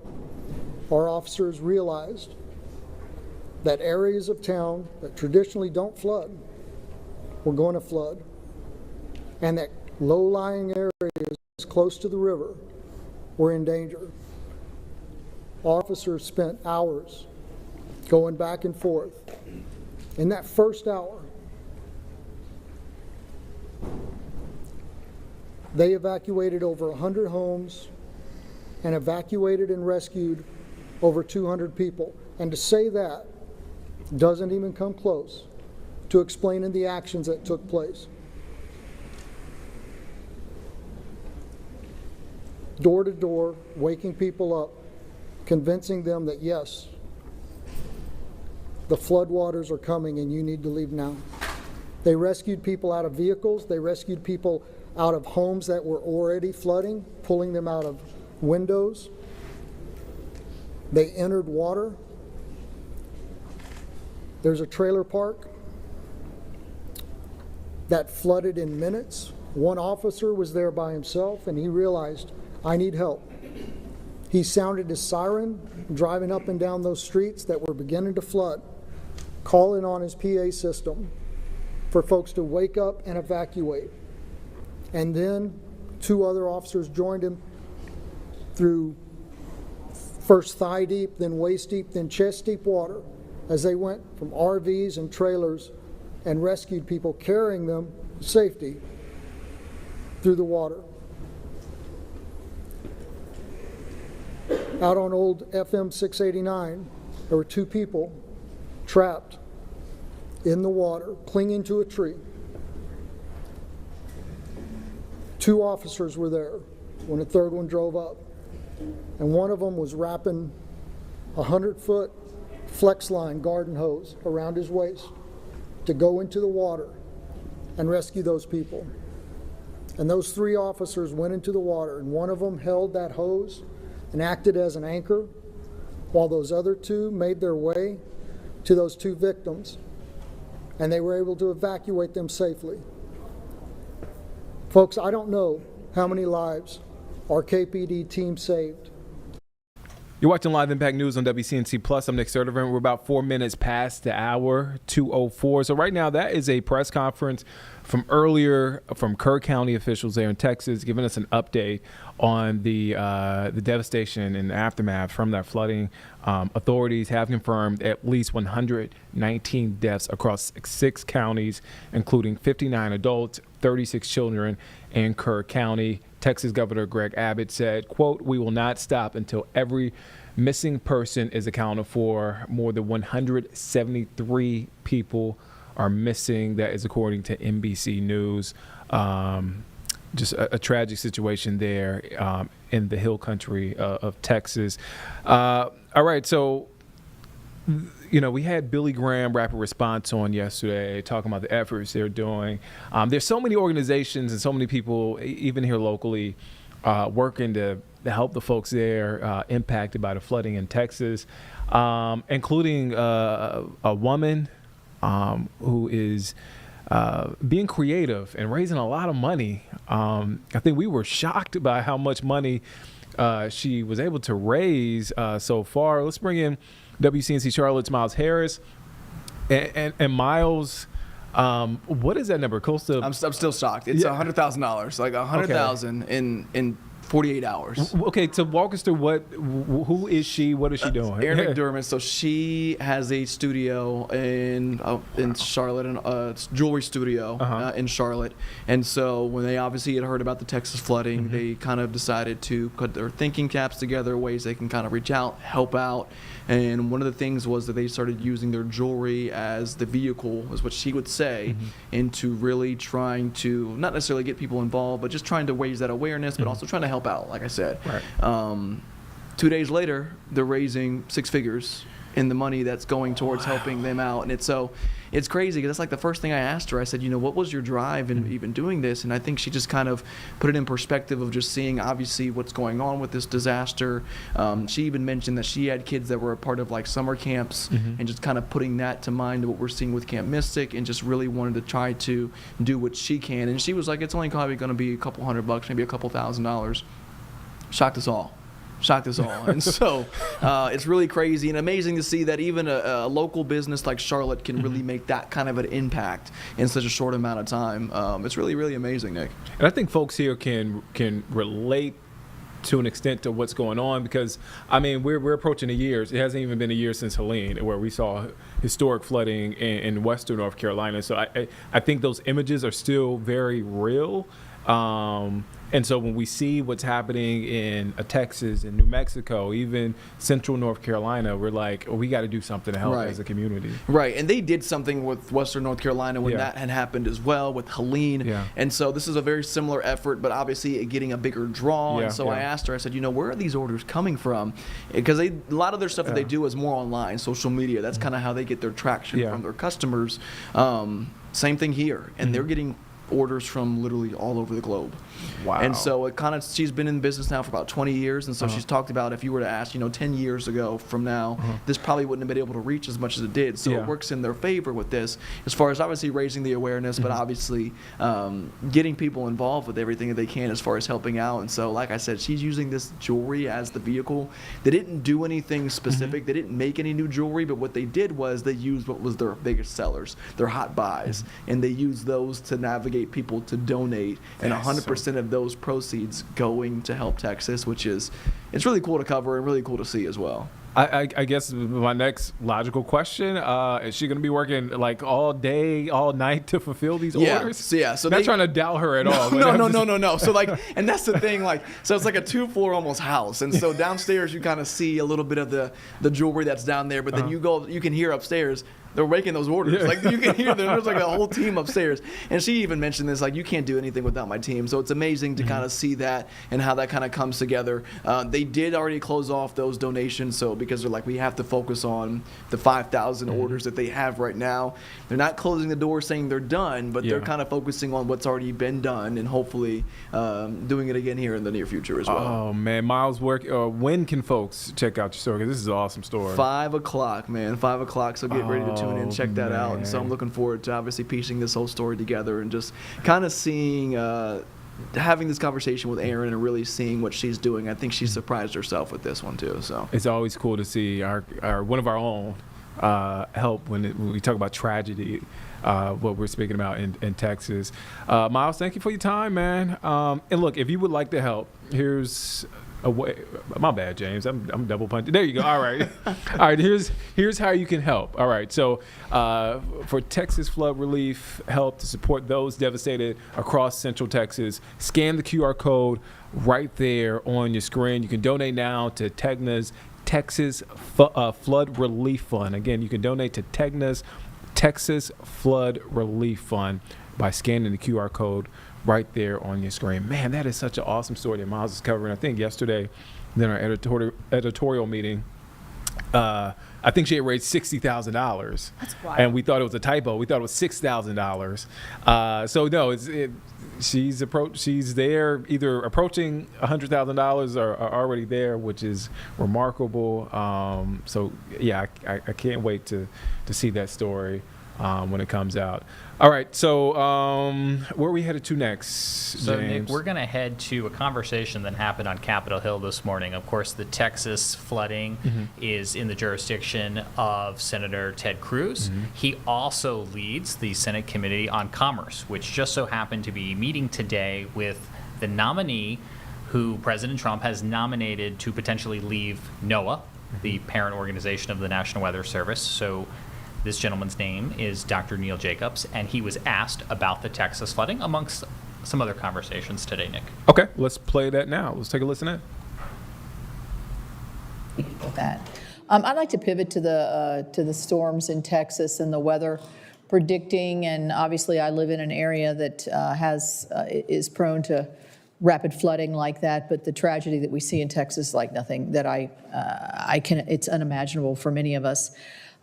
I think a lot of it, and I think so, the aftermath of community engagement, community warning systems, how can that be improved? How can, and I know not necessarily in that specific area simply because it's probably too early to assess that, but generally speaking, there's still gaps, and I think, I'm sure this is something that you think about. You shared with me that you have a 9-year-old and 11-year-old daughter, I believe. So you're feeling this as well. Do you have any comments on that? So coming from a background of numerical weather prediction, I always thought naively that if I could improve the forecast skill, I would save more lives. And it turns out that it's really the last mile. Even if you have a perfect forecast, if you can't get the information to the people, it's totally useless. And so having a way to distribute the watches and warnings, and particularly in regions that don't have good cell coverage. All right. I think there's an opportunity to modernize NOAA weather radio and then potentially also look at some satellite capabilities, some CubeSat-based data transmission. That wasn't really an option a couple of years ago. And so I think probably an all-the-above approach and modernizing the way to distribute these watches and warnings is something that is going to be a top priority of mine. Thank you. Thank you very much. Senator Lujan, you are recognized. Thank you, Madam Chair. And to my brothers from Texas, my deepest condolences for all that's happened and for all the lives that have been lost and families that have been impacted, and to everyone that has been on the ground with all those first responders, all the volunteers just helping those families. As my colleagues may know, unfortunately, in New Mexico yesterday, the Rio Ruidoso rose to nearly 20 feet in a matter of minutes amid heavy rainfall, sweeping away homes, if you can believe that, in the flows. And we've already lost loved ones out that way. This is an area that was also ravaged by wildfire not too long ago. as we've all had conversations about what needs to be done with FEMA and others, with wildfire and then the flooding that follows for years and years to follow. Now, today we have witnesses that hope to serve at the National Oceanic and Atmospheric Administration with NOAA, which oversees the National Weather Service, which provides critical forecasting data that Americans rely on to protect their lives. We also know that emergency alerts and the work of NOAA and the National Weather Service does save lives. I appreciate your response, Dr. Jacobs, to the question from Senator Capito. However, Project 2025 has outlined a plan to commercialize the forecasting, which would force American taxpayers to pay private companies to access weather forecasts. Dr. Jacobs and Mr. Jordan, yes or no, do you think Americans should have to pay to access forecasting data, protect the safety of their families and homes from natural disasters? Dr. Jacobs? No, I think that that's an essential service that all Americans deserve. Mr. Jordan? I agree, no. Dr. Jacobs, in late May, I sent a letter to the National Weather Service along with several of my colleagues regarding the National Weather Service's decision to discontinue translations of weather alerts and forecasts into languages other than English. Those services have now been restored. This created a dangerous gap in access to emergency information for those nearly 68 million people in the United States that speak a language other than English at home. Yes or no, do you agree that people deserve to get emergency alerts in the language that they can understand? Yes. Yes or no, do you commit to ensuring that this lapse in translation doesn't happen again? If confirmed, making sure that the watches and warnings go out and they're understood is definitely a priority. Appreciate that. On September 1st, 2019, when you were NOAA's acting administrator, President Trump erroneously tweeted that Alabama had been hit hard by Hurricane Dorian. Shortly after, the National Weather Service Birmingham office issued the accurate statement, quote, Alabama will not see any impacts from Dorian. 3 days later, President Trump went on TV and displayed a weather map altered with a black Sharpie line to show that Dorian would hit Alabama. 2 days after that, you helped draft a release, an unsigned NOAA statement rebuking the Birmingham NWS and repeating President Trump's baseless claim that Hurricane Dorian could impact Alabama. Where you told the Department of Commerce Office of Inspector General in their investigation that you, quote, definitely felt like our jobs were on the line, close quote. And while you did not like it, you would make the same decision again to edit a less inflammatory statement as the least bad option. Mr. Jacobs or Dr. Jacobs, do I have it right? Is that correct? That's what the IG report found, yes. That you would do nothing differently? I mean, there's probably some things I would do differently, and there's a lot of things that I did after that to, I guess, change any potential future outcome. One of them was revamp. Let me ask this question, because I just had constituents die in New Mexico. We had constituents die in Texas. Would you sign off on an inaccurate statement due to political pressure in the same event, yes or no? No. I appreciate that very much. Mr. Kumar, Congress appropriated over $68 million to MBDA under the most recent funding bill. But now the Secretary Lutnick and the Trump administration have dismantled the MBDA, ignoring the law Congress passed in 2021. When Deputy Secretary DeBar was before this committee in May, he committed to, quote, follow every dollar and report back to this committee regarding the status of MBDA. I have a letter here that I plan to send to Deputy Secretary, holding him to this commitment and asking a series of questions regarding MBDA funds and grants. Mr. Kumar, if confirmed, you'll be responsible for overseeing the department's responses to Congress, yes or no?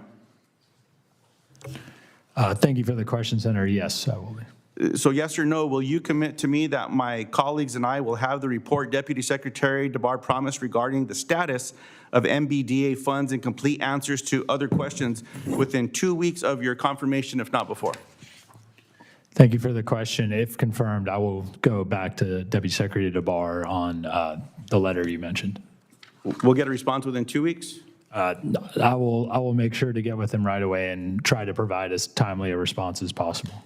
As timely a response, less than 2 months? Thank you for I will do my best to get it in the stated timeline. Less than 6 months? Again, I will do my best to get it to you in the stated timeline. Thank you, Madam Chair. It's challenging when given an amount of time to respond timely, when all of these witnesses take oaths that they will respond timely to this committee, but when we even extend that time, that a simple answer of yes is just cannot be found. It's frustrating. Thank you for the time, Madam Chair.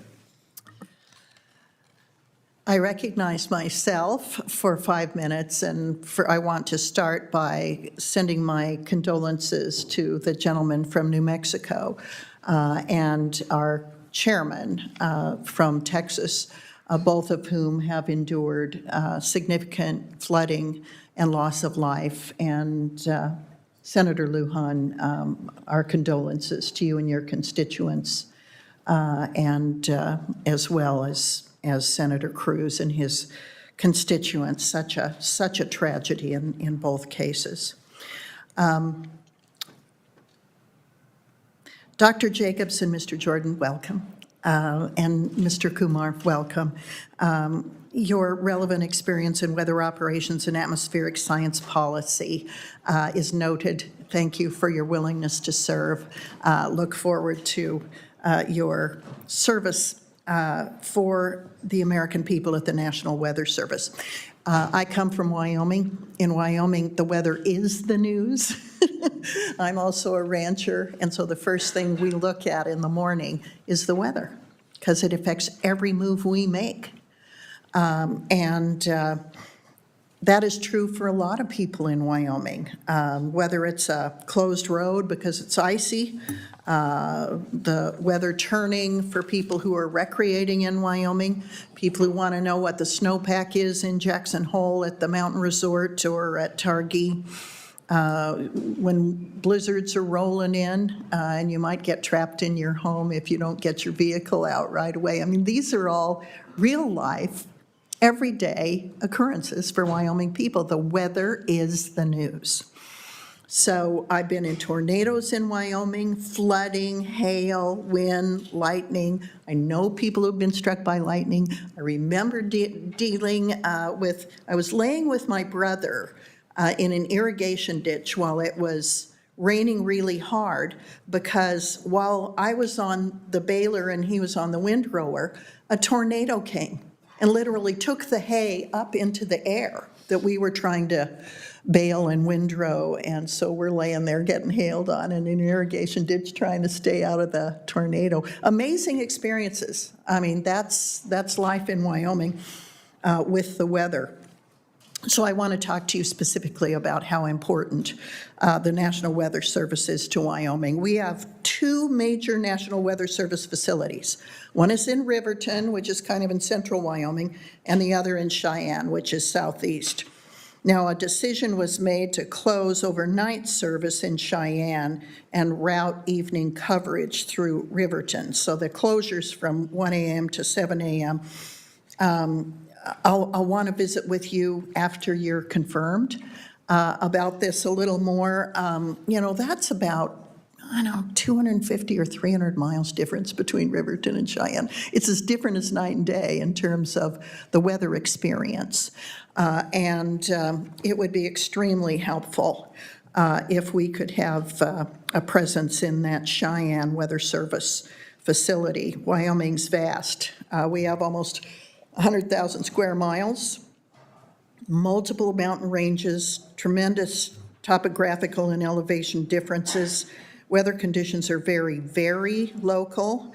My sister can get hailed out on her farm, and I'm just hunky-dory, just 30 miles or 40 miles away from her. So the weather is a significant factor in our economy and in our survival and in our health and well-being. So I do want to work with you on the Cheyenne-Riverton issue, as well as other issues regarding the National Weather Service and its ability to serve the people of this country. So, quick question now that I've been on my soapbox. What role do you see technology playing in addressing current forecasting challenges? And how would you balance the ability of technology to serve versus human forecasters? Dr. Jacobs? Thank you for the question. So I've been to that Cheyenne office. Oh, good. And one of the fascinating things they told me that I hadn't thought of as a forecaster is one of their big concerns are high wind events. Absolutely. And they're actually worried about 18-wheelers getting blown off the highway, which to me seems like pretty high wind. I've seen it happen. I've seen them blow over on Interstate 25.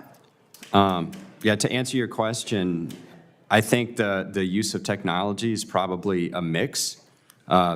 Technology, well, maybe like a three-pronged mix. So using new technology, whether it's space-based or in situ systems like drones to collect observations to build a data set of better initial conditions is going to improve the models. Then a lot of compute architecture, CPUs are almost phased out. We're looking at GPUs now, other types of chips to optimize that using AI. And then on the back end, as we've been discussing today, using different types of technologies and capabilities to more rapidly and effectively distribute the watches and warnings. Mr. Jordan, do you have a comment on that? Thank you for the question, Senator. I would agree with Dr. Jacobs, but also want to mention that in addition to technology and moving next generation technologies into the stack of what NOAA uses for a weather forecast is important, and technologies like AI are going to help the forecasters do their job, but the people in the offices at the local level who understand how wacky the weather can be sometimes is extremely important. Yeah, wacky is right. I mean, it's both a scientific and real-life term that we all understand. If confirmed, I'd ask that you review the National Weather Service arrangements in Wyoming from a weather accuracy and safety standpoint. I want to thank you for meeting with my staff yesterday. I look forward to working with you both, and my time is up. Thank you very much. The chair recognizes Senator Klobuchar. Well, thank you very much, Madam Chair, and thank you to my colleagues who are here. We all are heartbroken over the loss of life, the kids at the camps, the people in both Senator Cruz's and Senator Lujan State. And I think that we all know this is not an isolated incident. We can pretend it is, but it is not. Extreme weather events like this one have been getting worse and worse all over our country, and we must ensure that NOAA, this hearing couldn't be more timely, and the Department of Commerce as a whole is ready and able to take this on. As we know, has been repeated by my colleagues, NOAA has lost at least 1,875 employees, totaling a combined 27,000 years of experience and institutional knowledge, and now has over 3,000 vacant staff positions at the very worst time. So I know, Dr. Jacobs, you responded to Senator Cantwell's, Ranking Member Cantwell's questions about confirming that staffing is a priority at the National Weather Service. In May, NOAA started reassigning employees because of the loss of employees to NWS. And if confirmed, how will you make sure that these employees have the necessary technical expertise, and how do you plan to recruit additional employees when the message from this administration, honestly, has been, please leave. We'll give you buyouts. We want you to leave. How are you going to turn that around?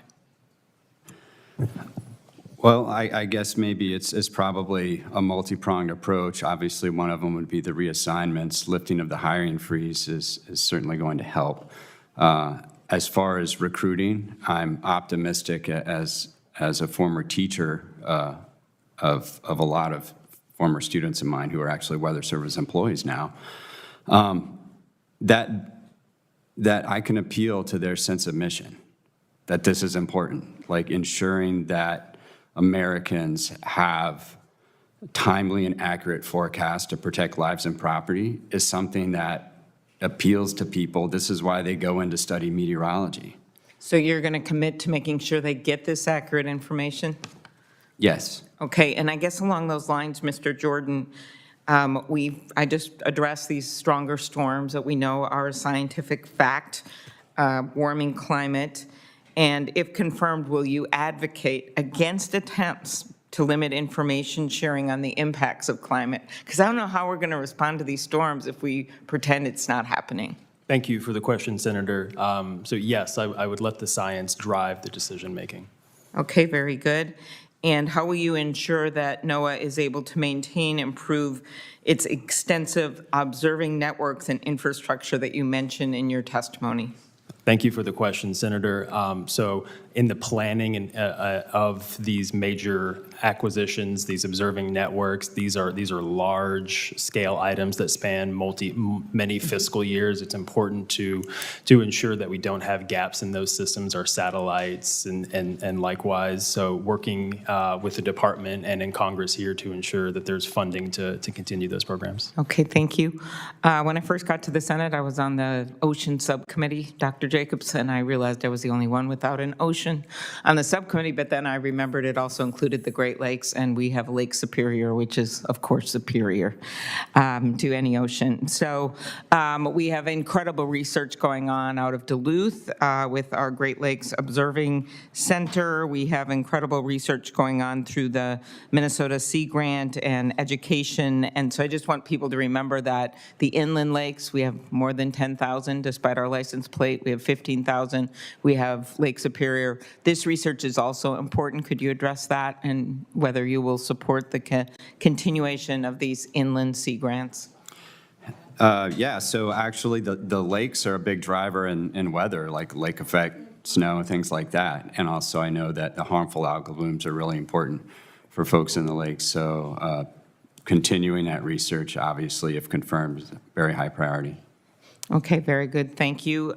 Just last, Mr. Kumar, I, like many of my colleagues, have addressed letters, specifically Representative Clyburn and Senator Lujan and I led a letter about the BEAD program. It was a more recent one, but there's ones going back, and if you will commit to get these letters answered. Thank you for the question, Senator. If confirmed, yes, I will commit to making sure to work with my colleagues to get you accurate and timely responses.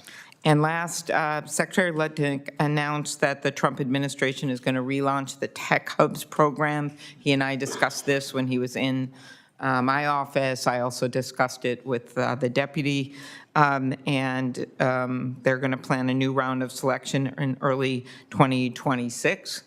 We are one of the tech hubs in Minnesota, but we did not get funded despite being one of the premier, this is back in time, as you know, places for medical device development and the like. And in the Midwest or in the entire country, will you work with me and my staff to look at the MedTech 3.0 program in Minnesota? Thank you for the question, Senator. Absolutely. If confirmed, I know our EDA team is very active on working with offices to make sure they have the most up-to-date information on the new competition, and would be happy to work with your office.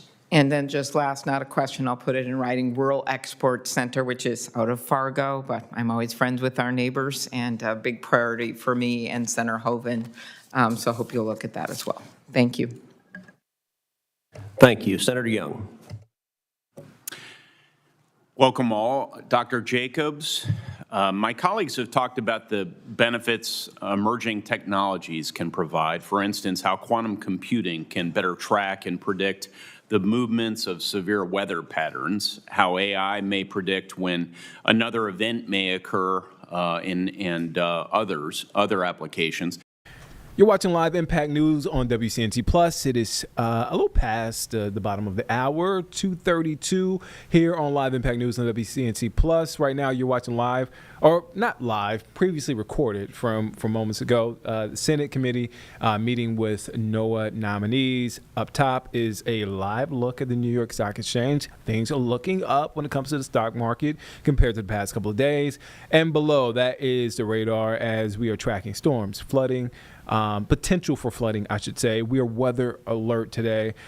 Speaking of weather alert, as I promised, Brittany Van Voorhees is back in studio. We had a really great conversation earlier. Brittany is back taking a look at things. So Brittany, we are weather alert today. Not as hot, but again, that risk for severe storms and flooding, that flooding threat is out there this evening. Yeah, I think the biggest thing to note is that yesterday we essentially had very little storm activity, and that's the reason why it was so hot and humid. But today we're transitioning to that wetter pattern. So it's hot and humid before the storms happen, but as the storms become more widespread, we're not going to feel nearly as humid. And one of those spots is King Street in Boone. Ashwaubenon and Avery County have seen a lot of storms over the past few hours, so they're seeing some rain, cooled air. You can see it's not actively raining, but plenty of slick spots on the roads.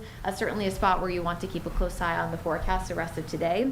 If rain cooled air had an example, here you go, 67 at our sensor in Boone, 76 in Jefferson. That's probably the actual air temperature. They probably haven't seen storms at their sensor because they're normally about 15 to 20 degrees cooler than us here in the Charlotte area, 92 in Charlotte. But of course, those are temperatures. Here's what it feels like if you're stepping outside. Close to 100 in Charlotte, about 103 there in Monroe. As normal, Sherrod, one of the hotter spots at 107, 104 for Albemarle, and about 103 there for Statesville. So not quite as hot as we were yesterday, but still plenty of heat and humidity to go around. This severe thunderstorm warning is not locally in the Charlotte area, but it's just north of us near Wilkes County, so Mulberry and areas to the north and east toward Mount Airy. Thankfully not dealing with that here locally, but certainly a possibility to see more storms as we go through the second half of the day. We do have most of the storms, again, pushing through the mountains, but the foothills starting to get in on the storm party from Marion, North Carolina into Morganton, starting to see some storms moving that way right now. A better opportunity for rain and storms today and tomorrow. I do think that storms Friday will be a lot less active, so we're not going to see as much storm activity, but of course additional rainfall on top of areas that have already seen a lot of rain still brings in at least a low risk for isolated flooding. Big reason why we're seeing so much storm activity the next few days, we got warm moist air coming in from the southeast, warm moist air coming in from the southwest, and then a stalled cold front nearby. Anytime this happens, there's expected to be more activity. When you look at the hourly rainfall potential, I think that's going to be much more important the next few days than the actual daily 7-day forecast, because think about the fact that you could see a 7-day forecast that shows 60% chance of rain. That doesn't mean that it's 60% for the whole day. That could mean the peak is 60, multiple hours throughout the day could be 40, or maybe you have a peak area where it's 80 to 100%. So just be mindful of that as you're planning your next few days. Right now, here's the latest excessive rainfall outlook. This is essentially the risk for isolated flooding. We're in a moderate risk here locally, up toward Greensboro, Raleigh, Durham area. That's threat there from pretty much southern Pines and areas north toward the Virginia border. You see shaded in red. That is essentially areas that were impacted by Chantal, where we had the water rescues, multiple areas flooded, of course, mainly between that corridor there between Greensboro, Raleigh, and down south. The whole area goes a little bit lower tomorrow because, again, lesser rainfall coverage means lesser flooding risk, and that's why we are then low into Friday. Flood watch officially in effect right now for Anson County, Stanley, and over toward Richmond. These were essentially the same areas that were under a flood watch this past weekend when Chantal made landfall Sunday morning. Here's Futurecast going through the afternoon. Now we're already seeing storms bubbling up. I think they're a little bit slower than what some of these models are showing, but remember, model data, whether it's rainfall totals or when the storms are moving in, it's not gospel, it's guidance. It's showing you the general area of who has the highest chance for rain, who is most likely to see it, etc. So again, scattered storms today, definitely the most coverage this afternoon, but as we get closer to tomorrow, dry in the morning, kind of a rinse repeat forecast of storms bubbling up by the second half of the day. I would say that today is definitely the rainiest, but we're going to be lesser storms Thursday and again lesser storms on Friday. I mentioned this earlier, but based on how things play out today and tomorrow, don't necessarily think we need to be weather impact probably on Friday with lesser storms, but I will continue to watch those trends over the next few days. So scattered to isolated storms next 3 days. Again, today, tomorrow are the big days to see storms.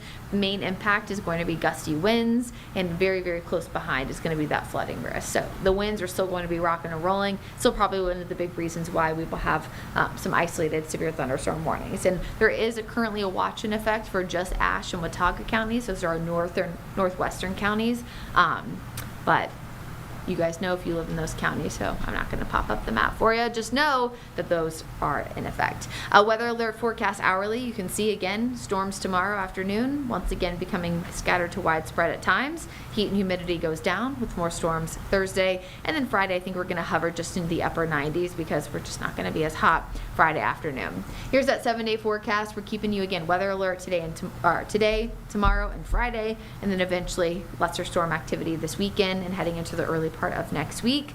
I don't think we'll look at widespread rainfall potential this time next week. At least it's not what the pattern shows, but I do think it's going to be a lot drier Saturday for this upcoming weekend's match for Charlotte FC than what we probably will see 7 days from now. Extended forecast, again showing a more typical summertime pattern by the end of the 7 days. So I want folks to be weather aware for the flooding potential, for the gusty winds, but I will reiterate, as I did when I joined you at 1:30, that it is not anything like what Texas saw this past week. It is nothing even like what North Carolina saw this past weekend with Chantal, but we will watch some of those slow-moving storms for a more isolated risk for flooding. And of course, our team will be here tracking the activity all day. Best chance to, kind of keep updated with us is not only on air, but streaming right here on WCNC Plus. And of course, Brad and I will be together as well for the 6:30 weather stream. So join us, whether you love weather or you just love watching us talk about nerdy things like science and meteorology. It is not nerdy things. This is great things. I mean, it is, but we're okay with it. So. Yeah, that's fair. Can we put the graphic back up, James? Yeah. Look. We love this graphic. We love Brittany Van Voorhees. Honestly, we love our whole Weather Impact team. You guys do amazing work. I mean, I know I'm your favorite, Nick, but it's fine. Look, Brittany and I, Saturdays, that was our jam. I know. Saturday I miss evenings for about a year, and then I hopped over Monday through Friday. But So you bailed. I did, and I miss Brittany. But I'll see her at 4. Maybe. Maybe. I might go hide in the. I might hide in the bathroom. Okay. What is? We are off the rails. Yeah. You'll see. You'll have to wait till 4 o'clock to see if I make it. Oh, we still love you, Brittany. So Still, you're the one who left me. That's what. So weather radios? Did you want to talk about weather radios? Yeah, weather radios. There you go. For the Yeah. first time of this show, I am speechless. Here we go. First time. I'm trying to get this back on the rails. I'm trying. Speechless again. Okay, weather radios, Brittany. Here we go. Okay. Here we go. Are you asking a question? Well, James is asset do they actually. provide? Oh, I can't. So these are a look at all the transmitters in North Carolina. Oh my. Because when you were with us last hour, Brittany, you mentioned how well weather radios work. So this shows kind of the transmit in North Carolina. And then if you're in South Carolina, the same thing. All of that green, right? Those are all areas where NOAA weather radio reception works. So It's very green. Yeah, exactly. What's the benefit of NOAA weather radio, Brittany? Well, how much time do you have? Oh, we got some time. About an hour and a half. Okay, so NOAA weather radios, I think the biggest benefit for them is if you are in an area, especially one that's more rural, or you end up having severe weather that rolls through an area that doesn't have good cell phone signal, and you have, a phone that does funky things like Carlene's when it didn't do her wireless emergency alert I know we were talking about, it is essentially a way to still get the signal and still get the data. It has, of course, an antenna. It's battery powered, so you're not worried about having to plug it in and keep it charged. If you have ever watched any of our storm coverage ever on WCNC, we're always talking about at least 3 ways to get warnings. So that could be, on linear TV, cable, streaming, WCNC Plus, NOAA weather radio is one of those options, friends, family, social media, things like that. So again, it's just another tool to have. And I think this has come back to be an especially important conversation with the flooding that we had in Texas on the Independence Day. It's just the fact that it's so important to have multiple ways to get warnings, especially in those areas that are a little bit more rural, especially in areas that maybe don't have great cell phone reception. I also just want people to remember too, if there's ever an event that is overnight, we talk a lot about nocturnal tornadoes and nocturnal severe weather, especially in the south and east being a big issue. It alerts you, goes off even if you're sleeping, and that again was kind of an issue as well with what happened in Texas because of the fact that it happened overnight. People just aren't on their phones as much, and even if you're not talking about somewhere rural like that, even just here in the Charlotte area, it's important too, because a lot of people these days get a lot of their information online, streaming, things like that. Well, there is a delay. There is about a 30-second delay for a lot of streaming information when you're talking about a severe thunderstorm warning or a tornado warning compared to if you had an antenna or just regular run-of-the-mill cable. I'm not encouraging anybody to change their pattern if they do not want to go out and, get cable. But that kind of goes back to the multiple ways to get warnings, because if you're talking about a tornado, that could be life-threatening.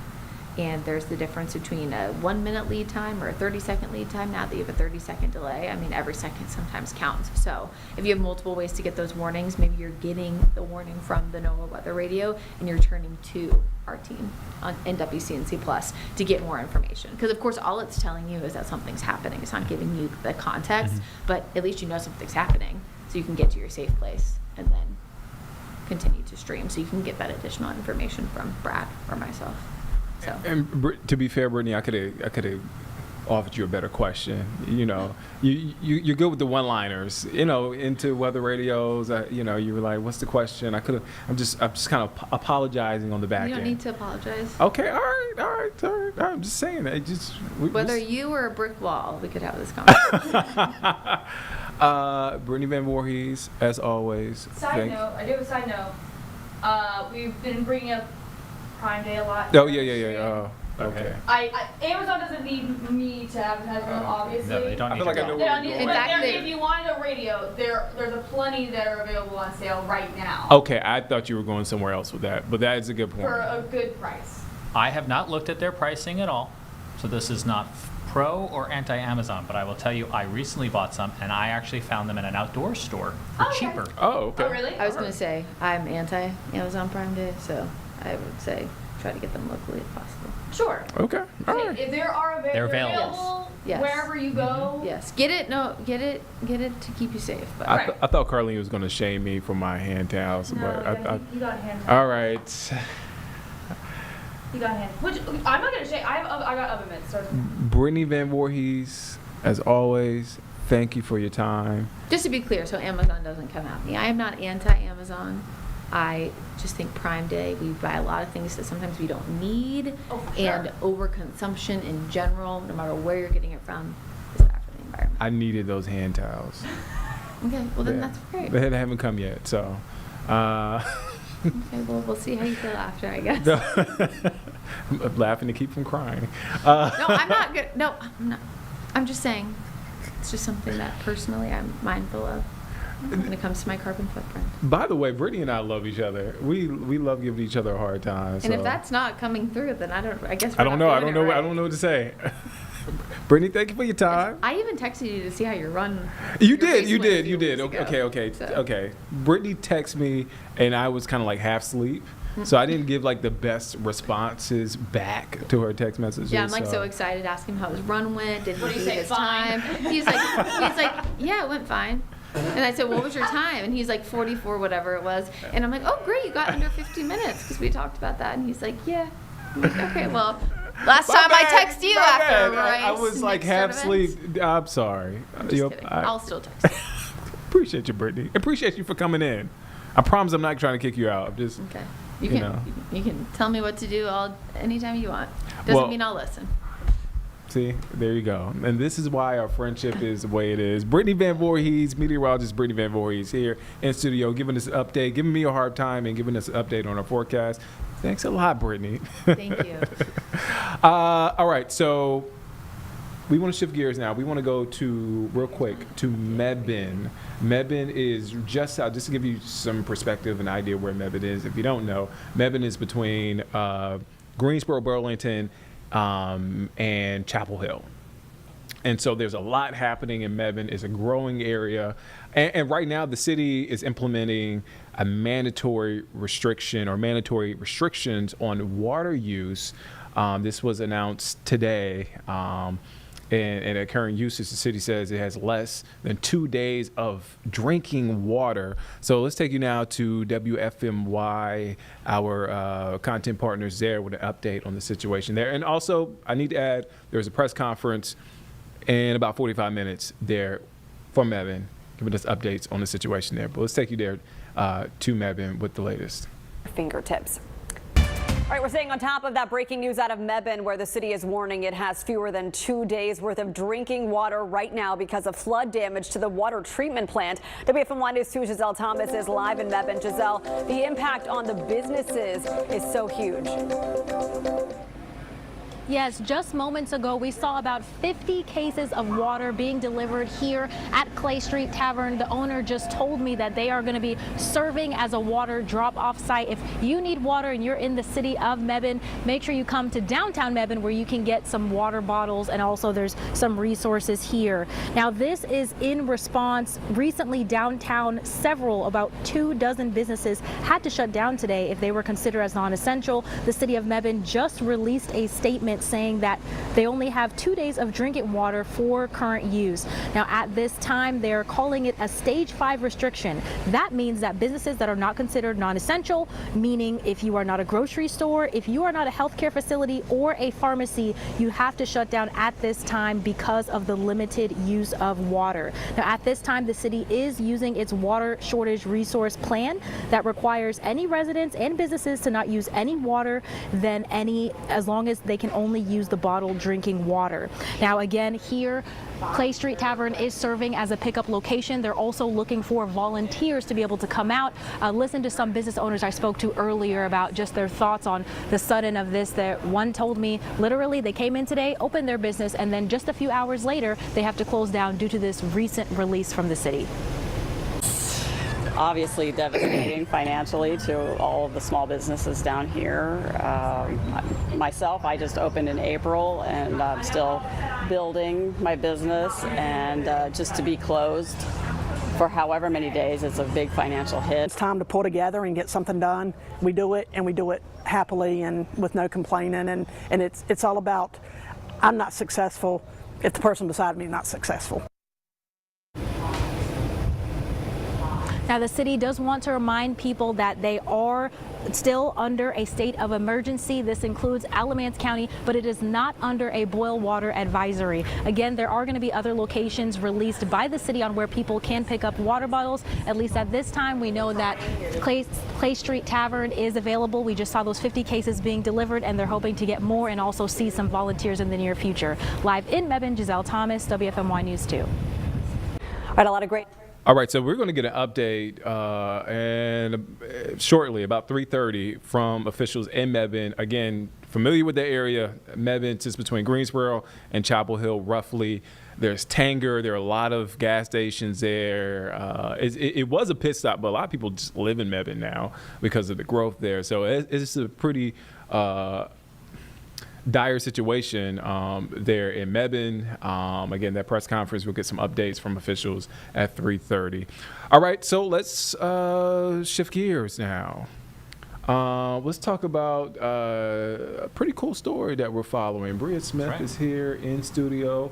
So I guess let me set you up, Bria, with this. All right, so in 1 week, in less than 1 week, nearly 50 students will make history as the first class attending the Wake Forest University School of Medicine, Charlotte's first 4-year medical school. We were talking about this during the story that was running about Mebane and their water issues. But so school is within the Pearl, right? The Pearl Innovation District. Yep. Am I saying that right? Yeah, okay. Absolutely. Walk us through what's happening. Yeah. So on Monday is when that inaugural class will begin. It's an opportunity for them to really, like you said, so it's Charlotte's first 4-year medical school. So most time, actually a third of the graduates who graduate from Wake Forest stay in North Carolina. So this will give them the opportunity to further their education in medicine and innovation and research here in the Charlotte area. So not only give students that opportunity to continue their education, but also attract other people to the Charlotte area and the medical field in general. Did you get a chance to talk to any students? And are they excited, nervous? How are they feeling? Absolutely. I think they're excited. I spoke to a guy named Ray Rama. So he's a first-year medical student.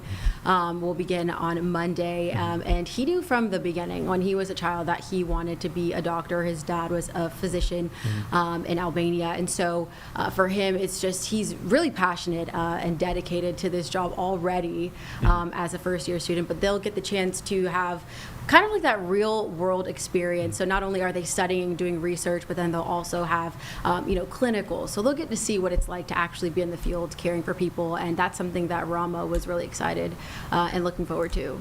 I was surprised when I read this is Charlotte's first, let me make sure I get it right, first 4-year medical school. Like I don't know. I just didn't think about it like this would be a first in Yeah, Charlotte. I don't know. absolutely. Did anybody speak to that at all? Yeah, I mean, a lot of the school leaders did, and actually Charlotte was like the largest city without a 4-year medical school before this opportunity. So they're all looking forward to the attraction that it could bring to the medical industry, the medical field, staff, faculty, students, and they're actually expecting in the next years to attract classes as large as 100 instead of that 49, but still a lot of people ready to learn and to get started on Monday. This is not really a question, but I went back and looked at the story when the Pearl opened. That was one of your first stories when you got here, right? It was my first story. I do remember. The building is still there. It's still the same. It's a beautiful building. It's gorgeous. There's just this like beautiful tree. The architecture is just amazing. So not only will students be able to take advantage of what they'll learn there and apply it to their career, but also they have a pretty view as well. So. And when can folks check out your story this evening? Today at 5 and 6, you'll learn a little bit more about Ray Rama and his, what he's looking forward to in the next 4 years and about the class. WCNC Charlotte's Bria Smith is here in studio. Thank you for your time, Bria. Absolutely, thank you. All right. Okay, so let's shift gears for a moment. So during our weather live impact stream. So James, break this down. We're talking about lightning safety. And just as a plug, before James starts speaking, live weather impact on WCNC Plus starting at 6:30. Brad and Brittany will be on the show, and James will be on the show. I'll make a graphic with both of them. I I will make a graphic. Do I get to be on the I graphic? was about to say, James, does James get to be on the graphic? Okay, We all all right. get a graphic. You get one. You get one. Break it down for us, James. Yes, so in live weather impact yesterday, right here on WCNC Plus, Brad Panovich and Tim Buckley talked with a member of the National Lightning Safety Council about ways to reduce lightning fatalities. We've already seen some here in the Carolinas this year. And we have storms coming, right? So we're talking a lot about the wind damage that could come with those storms, the flash flooding concern that could come with those storms, Nick. But anytime we're talking about a thunderstorm, whether it's strong or severe, Nick, lightning is an automatic threat with those storms. All right, so let's take you there now. Let's take a listen in. Today we do have a guest that we want to bring on, Tim, and we talked a lot about this over the last couple of weeks, and I think there's some parallels with flash flooding because, lightning safety is something in the summer I think people just take for granted, and I want to bring in John Gencius. He's a meteorologist that works for the National Lightning Safety Council and a former National Weather Service meteorologist as well. I met John out at the American Meteorological Society conference. He gave a great presentation out there, and I want to welcome John to the show. Thank you for joining us, John. Well, thank you, Brad. Good evening, Tim. So, John, you do some interesting stuff. Your presentation focused a lot about, lightning strikes, the fatalities we occur. Talk a little bit about some of the trends that you have noticed over time with lightning strikes, in particular the fatalities that we see across the country. Well, the good news is that the number of fatalities has been decreasing over time. If we go back to the 1940s, we were seeing 300 to 400 people killed by lightning every year. In 2001, when we started our lightning safety awareness campaign, we were seeing on the order of about 55. And fortunately, that number has dropped to 20. So that's the good news. The bad news is we're still seeing a lot of people unnecessarily killed by lightning. And so, John, where is the number one activity that you see that people are being hit by? It's obviously outside, but what activity sticks out to you as the one where we're probably not penetrating the safety measures enough for? Well, there are a lot of activities that are associated with water that lead to lightning deaths. And in particular, the number one activity is fishing. Since 2006, we've seen 44 people that were out fishing that were killed by lightning. And we have to look at the various activities and try and figure out why it might be something like fishing. In the cases of fishing, people may be far away from safety. They may not be paying attention to the sky. They may be looking at the water. That combination of not paying attention to the weather, along with the fact that you're some distance from safety, is one of the criteria that probably leads to a lot of lightning deaths. So fishing is number one, but if we look at other activities like beach activities where people, the maybe again a little distance from safety. They may be facing, in the Carolinas, they're facing east, and the storms may be coming from the west. The sound of the surf may be hiding the sound of thunder. So in that case, the thunderstorms may get close to them before they realize it.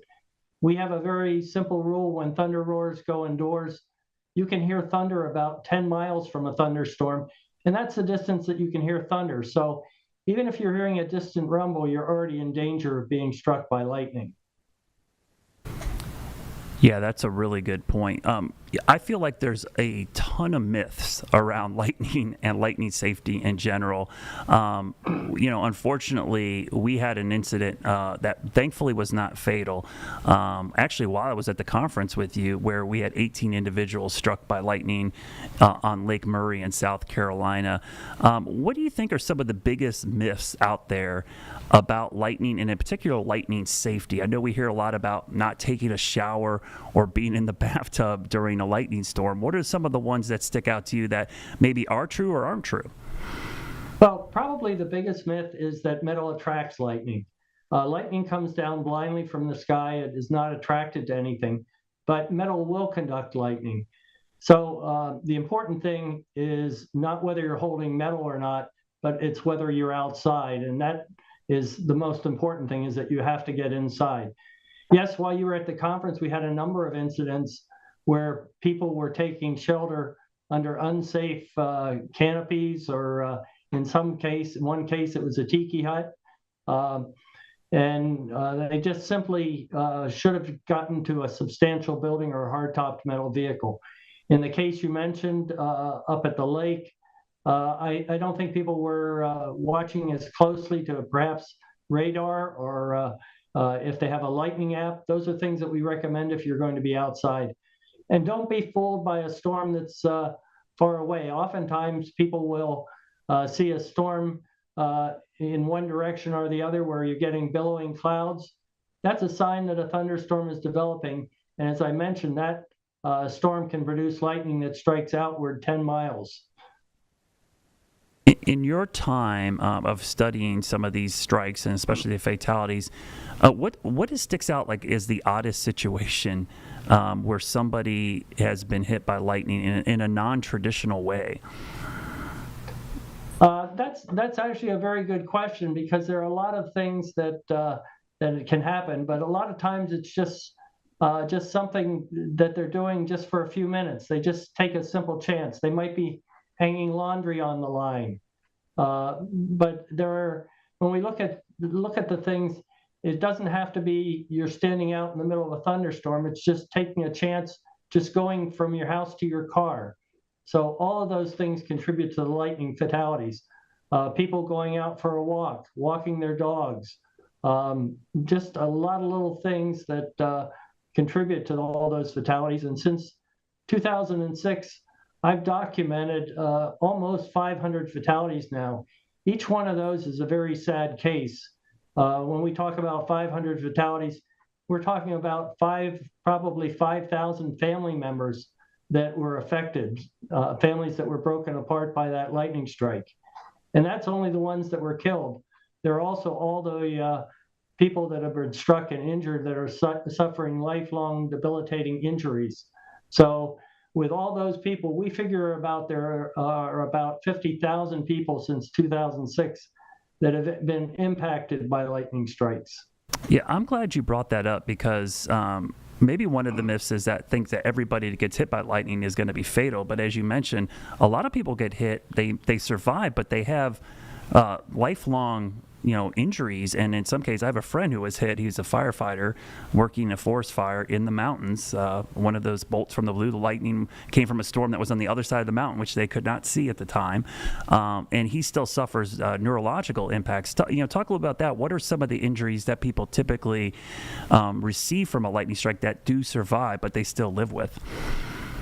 Well, I'm glad you mentioned that, Brad, because a lot of people, we figure about only 1 in 10 people that are struck actually die from the lightning strike. So 9 out of 10 people survive. And the neurological problems, some of those are related to the lightning itself. And oftentimes when somebody is struck, their heart stops. So that limits the amount of oxygen to the brain. So the injury is due to oxygen deprivation to the brain, which can lead to all kinds of neurological and other problems related to the brain. So and they could be suffering pain throughout their lifetime. They could have trouble memory problems. There's just a host of things, but some of those persist for their entire life. And in some cases, they're incapacitated, which leaves them totally without income as well. Yeah. I think Tim has finally joined us on the line. Tim, did you have a question you wanted to ask John? Hey, John. Yeah, Tim Buckley here in Greensboro. I have a question about what should people do when they're out and about? You know, we always tell them when thunder roars to go indoors, but to me, what gives me the most concern as a meteorologist is sometimes when it's that first bolt of lightning from.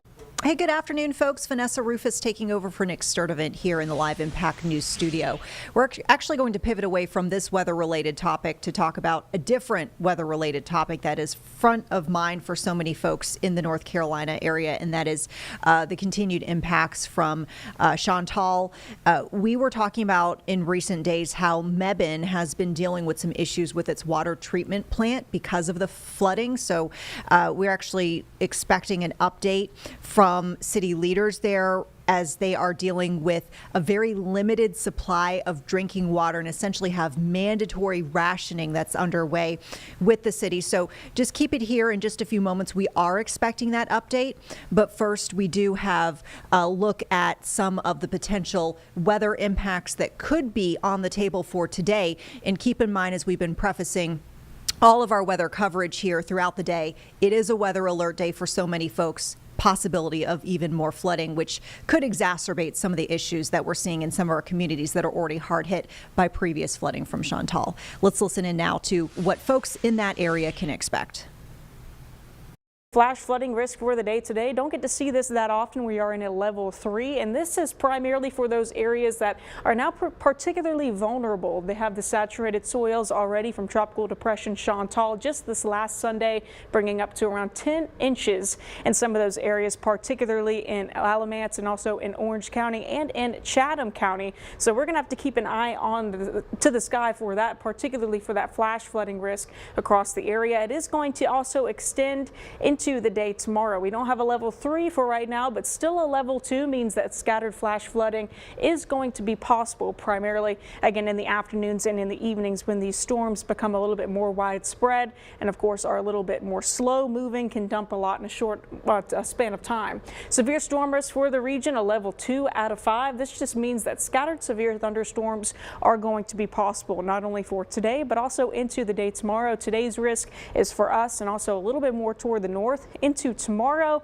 It's kind of here concentrated in the Piedmont and then a little bit more southward for that risk that's at a 2 out of 5, but we're still going to have to be keeping a very close eye on the radar for the next several days. So again, the biggest things that we're going to have to keep an eye on are going to be the damaging winds and of course that flash flooding risk across our area for the next couple of days. I know we have Tim also on standby. He's going to give you a look at what you can expect in our future casts coming up the next couple of hours. Tim. Yeah, thank you, Claire. Obviously, the big concern with today is all about the flooding, and that's so fresh on people's minds based on what happened over the course of this weekend. Too much rain, too quickly. And just to kind of lay this in perspective for you, what we saw in those horribly affected areas back over the weekend, Chatham, Orange counties, Alamance counties, Caswell too, about 8 to 10 inches is what caused that true disaster over the weekend. For today, most of us should expect maybe 1 to 2 inches of rain, but there are going to be some isolated pockets where it's a little heavier than that, 3, maybe 4 inches. So not as much as what we saw over the weekend. We hope, we don't expect that, but good to be prepared, because right now the ground isn't able to soak up quite as much water as it could over the course of the weekend. So here's our Futurecast model. Again, whenever we show you this is a computer simulation of what might happen throughout the rest of the day. We like to take broad strokes away from this, not the fine details. So it doesn't mean that storm is going to be right there. What it means is that there are probably going to be several storms out at 3 o'clock, which is what Claire was just showing you on the live radar. So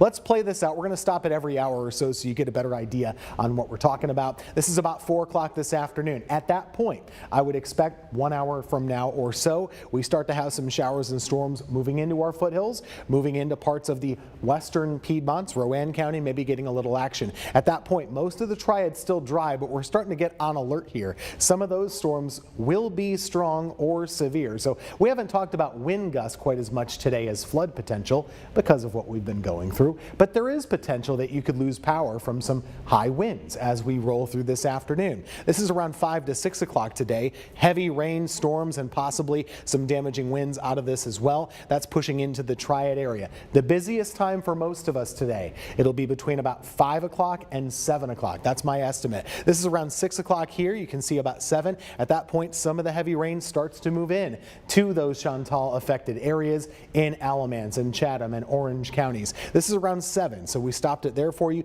Going forward from that, 8 o'clock and 9 o'clock, we see those showers go out closer to the Raleigh area. And then we are here at 9. This is kind of the question mark of the day to me. How much redevelopment do we have on the backside behind that first line? We know that first line is going to come through. It'll come through around dinner time.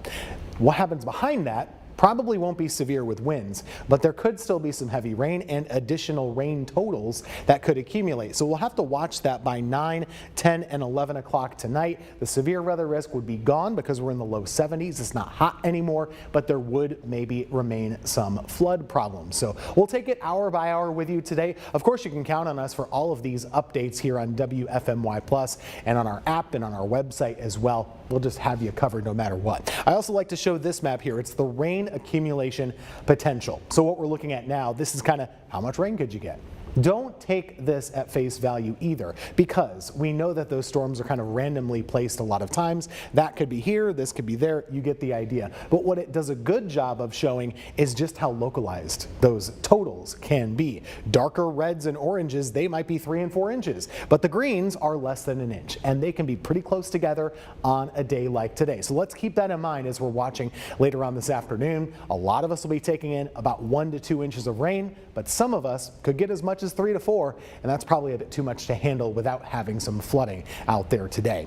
Temperatures right now, there's plenty of storm fuel. It's hot, it's humid, it's sticky. The feels like temperature right now is over 100 in many of our triad cities. Now, in the foothills, where the rain has already started to come down, Mount Airy and Wilkesboro have cooled into the upper 70s. So that's been going on up that way. Elsewhere, we're looking at not just today, but tomorrow. As Claire was telling you, we do have a severe storm risk for your Thursday as well. Could find another couple of damaging wind gusts. The flood risk out there for Thursday, probably a little lower than today, but a lot of that is going to depend on what happens today. How much rain falls today, that'll affect the water table, how much water can be absorbed by the storms out there tomorrow. Even into Friday, we'll still have another day where we're watching the potential of some heavy rain moving in, scattered for the afternoon on Friday. Right now we're at a level 1 for that risk. The whole reason this is happening, we have a bit of a front to our north, basically a trough of low pressure, but all you need to know, it makes it more likely than a normal summer day for storms to be a little bit more organized. So that's happening today. It's also happening tomorrow. Folks, we're going to pivot away from this weather impact coverage. Keep in mind throughout the afternoon and evening, we will be dipping back in with all of the weather-related headlines to keep you in the know as we are, once again, weather alert today. But we do want to pivot to a live feed that's just coming up here in the Live Impact News studio. This is coming to us out of Cincinnati, where we're seeing folks, supporters of a chaplain at Cincinnati Children's Hospital, gathering to speak as this chaplain has been detained by ICE. And this is a gentleman who apparently came from Egypt a decade ago, was granted asylum status, and recently had that asylum status rescinded. Let's listen in now as those supporters are speaking. We're here as immigrants in the United States, whether you are applying for asylum, whether you are applying for citizenship, green card, residency, what have you. The system has failed you, and that is why we are at the point today where people are afraid to even leave their homes if they do not have full citizenship status. This is a problem that has been going on for 40 years, and Congress, I call upon the federal Congress and Senate to fix this. We need to fund the system so that it doesn't just happen by accident and by whimsy, that people are arrested on the street. Taxpayers who are providing valuable services to our communities are being taken away out of their communities. And we are all afraid to do something.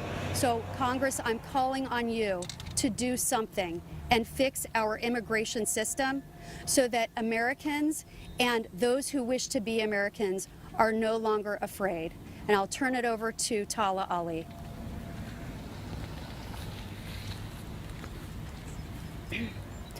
My name is Tala Ali, T-A-L-A, last name Ali, A-L-I. And I'm here before you today as the chairperson of the Clifton Mosque and the Islamic Association of Cincinnati. Chaplain Ayman Suleiman is a board member of our mosque, is a pillar not only of the Muslim community and the Clifton Mosque, but of the greater Cincinnati community, and where he was employed at Children's Hospital. I've met so many people here today who know Ayman. He not only serves Muslim families, but families of all backgrounds and faiths, and holds presence and pastoral care for many people, and including his employees who have shown an outpouring of support by letter, phone call, text, and are present here today. Ayman is someone who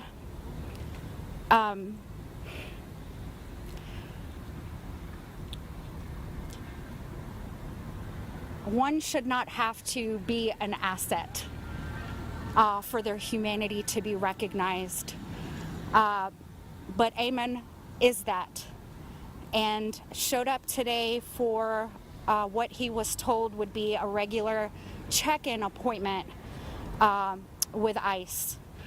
And so we want to know what is the message that this government is sending, where we expect people to adhere to due process and to show up for what is a regular check-in appointment and then get detained and taken away. We demand his immediate release. We demand that he, along with the 25 to 27,000 people whose asylum status has been revoked since January, be reinstated. And we are all here in support of him, and will continue to fight for him and do what we can. We are shocked as a community who is already vulnerable, who already feels targeted, and to have one of our leaders and our elders in our community be detained in such fashion is very alarming. And we hear about Ayman because he is a leader, because he gives so much of himself to others at work and in his community and throughout Clifton and throughout the city. But there are also so many others like him, and it's really unfortunate, the turn that this country is taking, and we want to see Ayman come home. Thank you.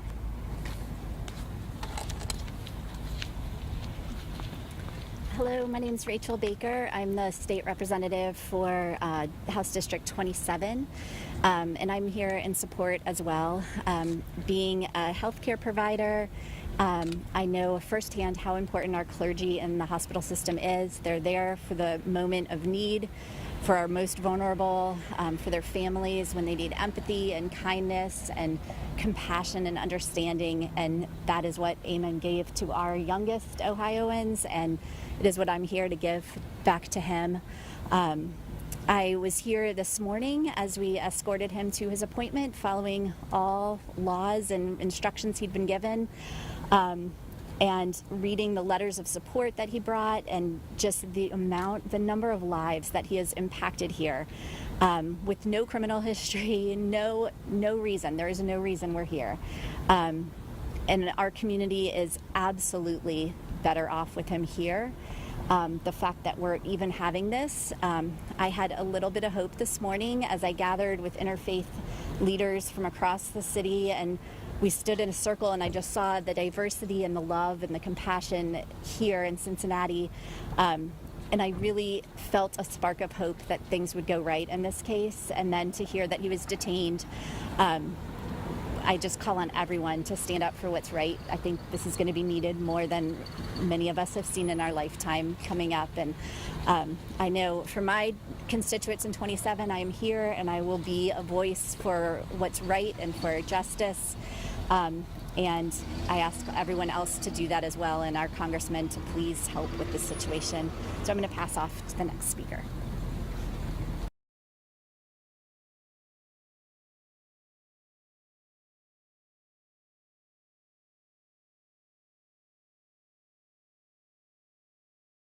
Okay, so folks, sorry, it looks like that feed is either coming to a close or there was unfortunately a freezing situation that happened with it. We're going to work on that. If we can get back to Cincinnati, we certainly will.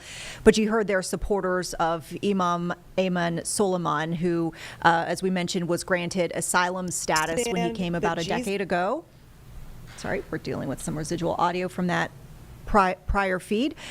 So he was granted asylum status when he came from Egypt a decade ago, recently had that status rescinded and was detained after an ICE check-in this morning. I think that we are actually getting more speakers, and it looks like the feed is looking more stable than before. So we're going to go back to that.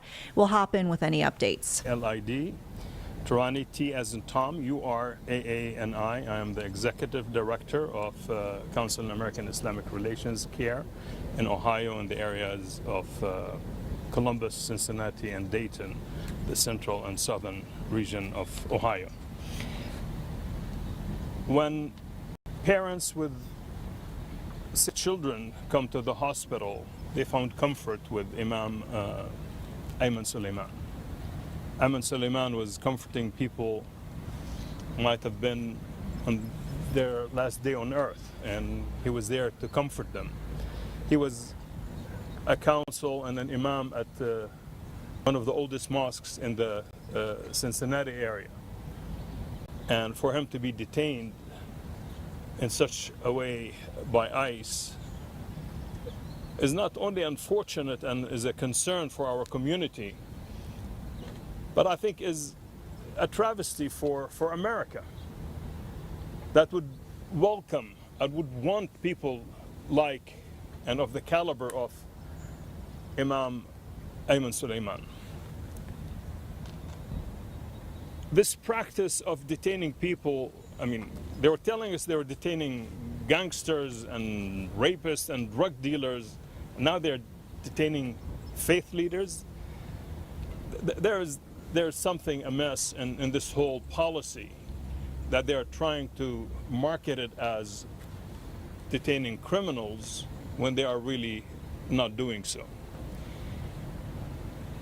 This gathering here of people of different faiths, Muslims, Christians, Jews, people of all walks of life, coming together to rally around this one person, because he has proven himself to be not only a community leader, not only a faith leader, but a person who brings people together, obviously from different faiths, from different backgrounds. And this is another concern. Yesterday when I spoke with the Imam before his appointment with ICE, and the day before when I spoke with him, there was one thing on his mind, that is he's concerned that he would be deported to a place where he will be disappeared. This is a very serious concern.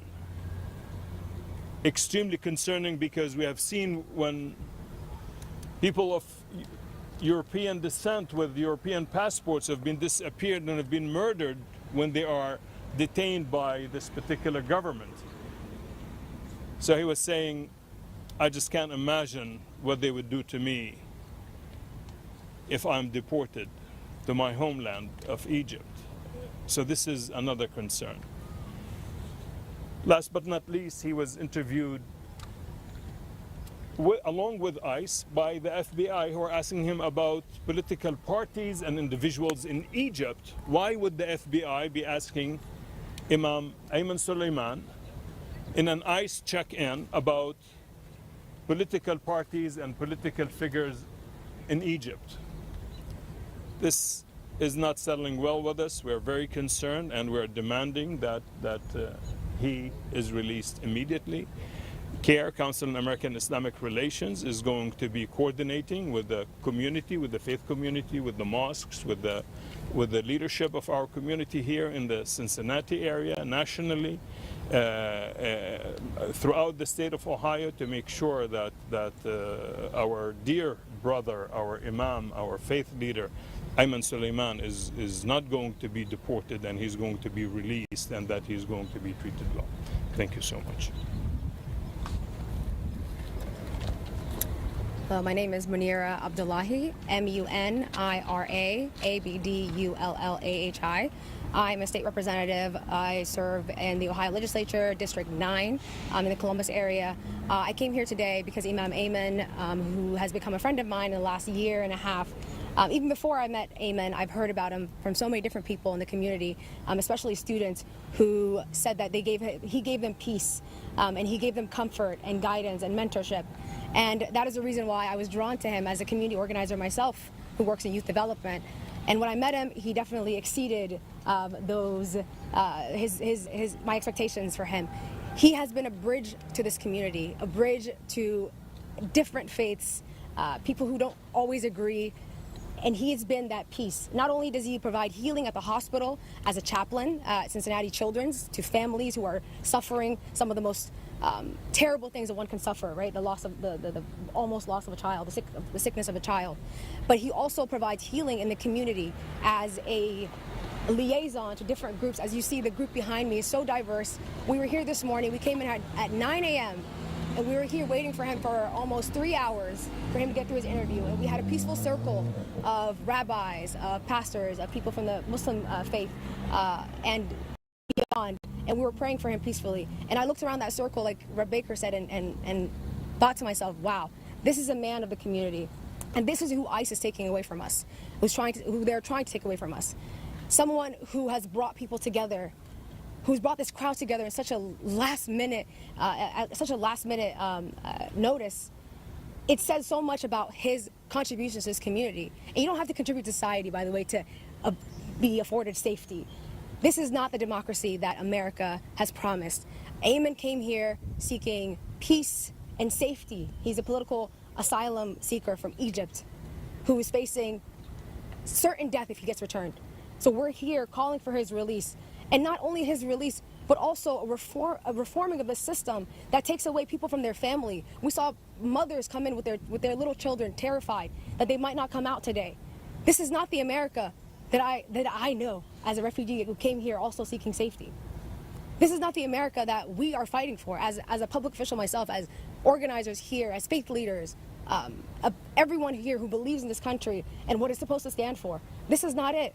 So we're asking for reform, Brett Brownlee said, and we're asking people to stand up and to demand the release of Ayman and others just like him, to demand justice. This is not just. What did he do to be taken away like this? He was so afraid before he walked in today, terrified that he'd be sent back to that torture. And we tried to reassure him and tell him, no, there has to be some semblance of justice, right? No. And so we're here today calling for the release of Imam Chaplain Ayman Suleiman. And we're asking everyone to demand his release, to speak up, to call your representatives, and for Congress to reform the system and make this place safer for everyone, and to actually afford people the due process that we promised. So thank you all for being here today, and thank you to everyone who's behind me for standing up for Imam Ayman Suleiman and others just like him. And we hope this message reaches the right people, and that he's released, and that he does not have to suffer a single hour more in the facility. We're told that he's been taken to Butler County. We don't know if he's there yet or not. It's been very secretive, and as you can tell, they brought in the cavalry. I think they started to leave now. We've got media. But again, please call for the release of Imam Sulaiman. We will not let up until he is released. He will not be deported on our watch. Thank you.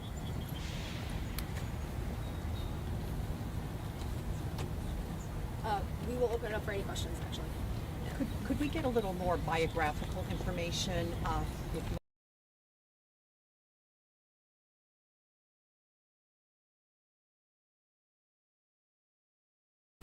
All right, so it looks like we're having a few more issues with that feed. We will take you back there as we're able to. Meantime, we wanted to kind of check in with the weather situation here and just remind you that we are staying weather alert today for the potential of even more flooding for some communities that have been dealing with lots of flooding, or fresh flooding for some of us who were spared from Chantal. We have coming up in just a few moments, we'll let you know, a press update. A briefing from the city of Mebane, where they have a very limited supply of drinking water because of Chantal's flooding, power outages, and damage to the city's water treatment facility. So they're set to give us an update in just a bit. We were also expecting to have regular updates here, including in this hour from our weather impact team, just kind of setting the table of what we can expect over the next several hours. So make sure you're staying tuned for that. Meantime, it looks like we've got our feedback from Cincinnati, so let's go there once again, and we'll hop back in. Once again, the Mebane press conference should be in just a few moments. And so, obviously, that already raised some red he's not the Imam, but the Imam. he's an Imam, not the Imam. Yes. Did ICE give a reason why they decided to detain him? They didn't give a definitive reason. They just said that his asylum status has been revoked. And they told him that before he came in. This is supposed to be a check-in for that. He had a hearing scheduled with the Cleveland Immigration Court that was canceled. And as that was canceled, this was scheduled. And so obviously that already raised some red flags for us. But they reassured his lawyers that this would just be a check-in. They just do an interview. This is a regular process when your asylum status gets revoked until you get your hearing rescheduled. And so he came in here thinking he would just have a quick check-in, and then he would go and wait for his hearing that was supposed to be rescheduled for later on this summer. So they didn't give an exact reason. Do you know why his asylum status was revoked? They did not give a reason about why it was revoked. His lawyers are waiting for that hearing. We just know that it's been pending. And from the cases that I've seen from my constituents, they don't usually they haven't been giving people reasons. It's just like, gets revoked, you've got to come into court. And have another hearing, but it's been very vague, and that's been the experience that I've had, at least with ICE and Homeland, with constituents of mine, and including Imam Ayman. They don't give solid reasons. They'll just say, well, we can't do anything. We'll refer you to somebody else, or we don't. It's very vague, and this is a problem. Also, when your asylum is revoked, there's a process that you'll go through. So he was scheduled for an appointment regarding the revocation of his asylum on the 3rd of July, and then that was canceled. What was expected in that appointment with the USCIS is that there'll be a discussion, and then there will be a referral or a deferral where he will be able to deal with the revocation of his asylum. It did not mean that the revocation of his asylum is the end of all processes. So the fact that his appointment was canceled on July 3rd, and then the appointment with ICE was kept, because after he got his appointment on the 3rd of July, then he was contacted by ICE to come in for a check-in. We know what that check-in meant right now, and the fact that his hearing was canceled tells us there's just some kind of coordination to circumvent the legal process of his asylum and what was going on. So this is really another layer of concern that we're having. Are you able to, I was going to say, for further information, he had asylum status for about 11 and a half years. Are you able to give more information about that conversation with the FBI? Was this his first conversation with the FBI? And, do you have any indication of what might have prompted the FBI to get involved? Well, we do not know.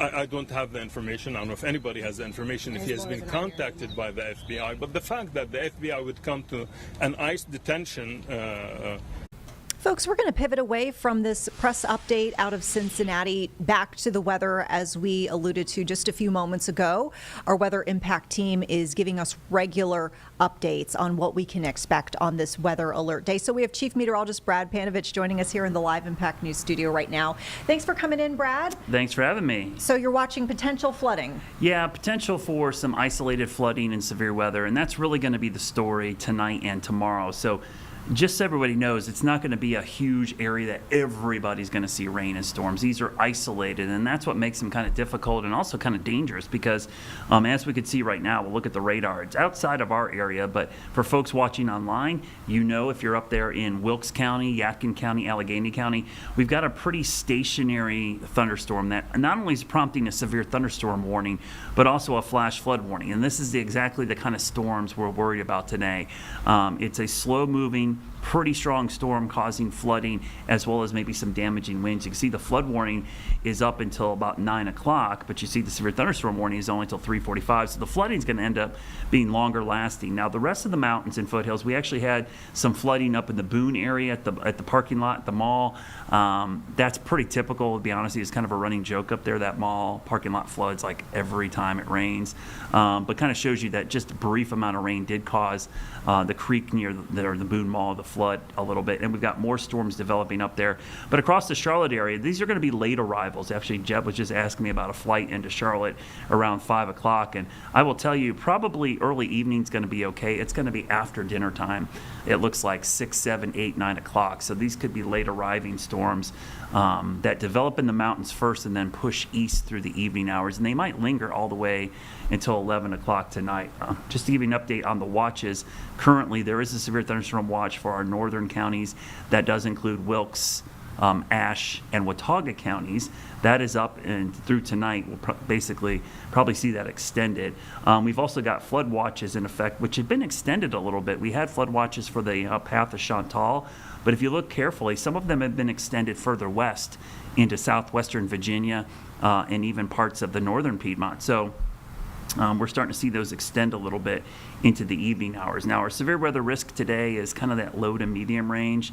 Tomorrow it'll be low to medium again, and even on Friday, a low risk. But Friday, we're starting to see some signs that maybe won't be as bad, Vanessa. So it's really going to be today and tomorrow that we see the biggest issues with both flooding and severe weather. So we want you to stay alert. Not everyone will get hit. You may miss it today, and then tomorrow you get hit, but the next 2 days are the days we need to watch carefully. Well, I have a pretty specific question, but Yeah. I feel like you're going to know the answer because you're on top of everything, which we so appreciate here. But we know that the officials in Mebane right Yeah. now are giving an update on their water treatment facility, which took a hit from Chantal and the flooding. And Yeah.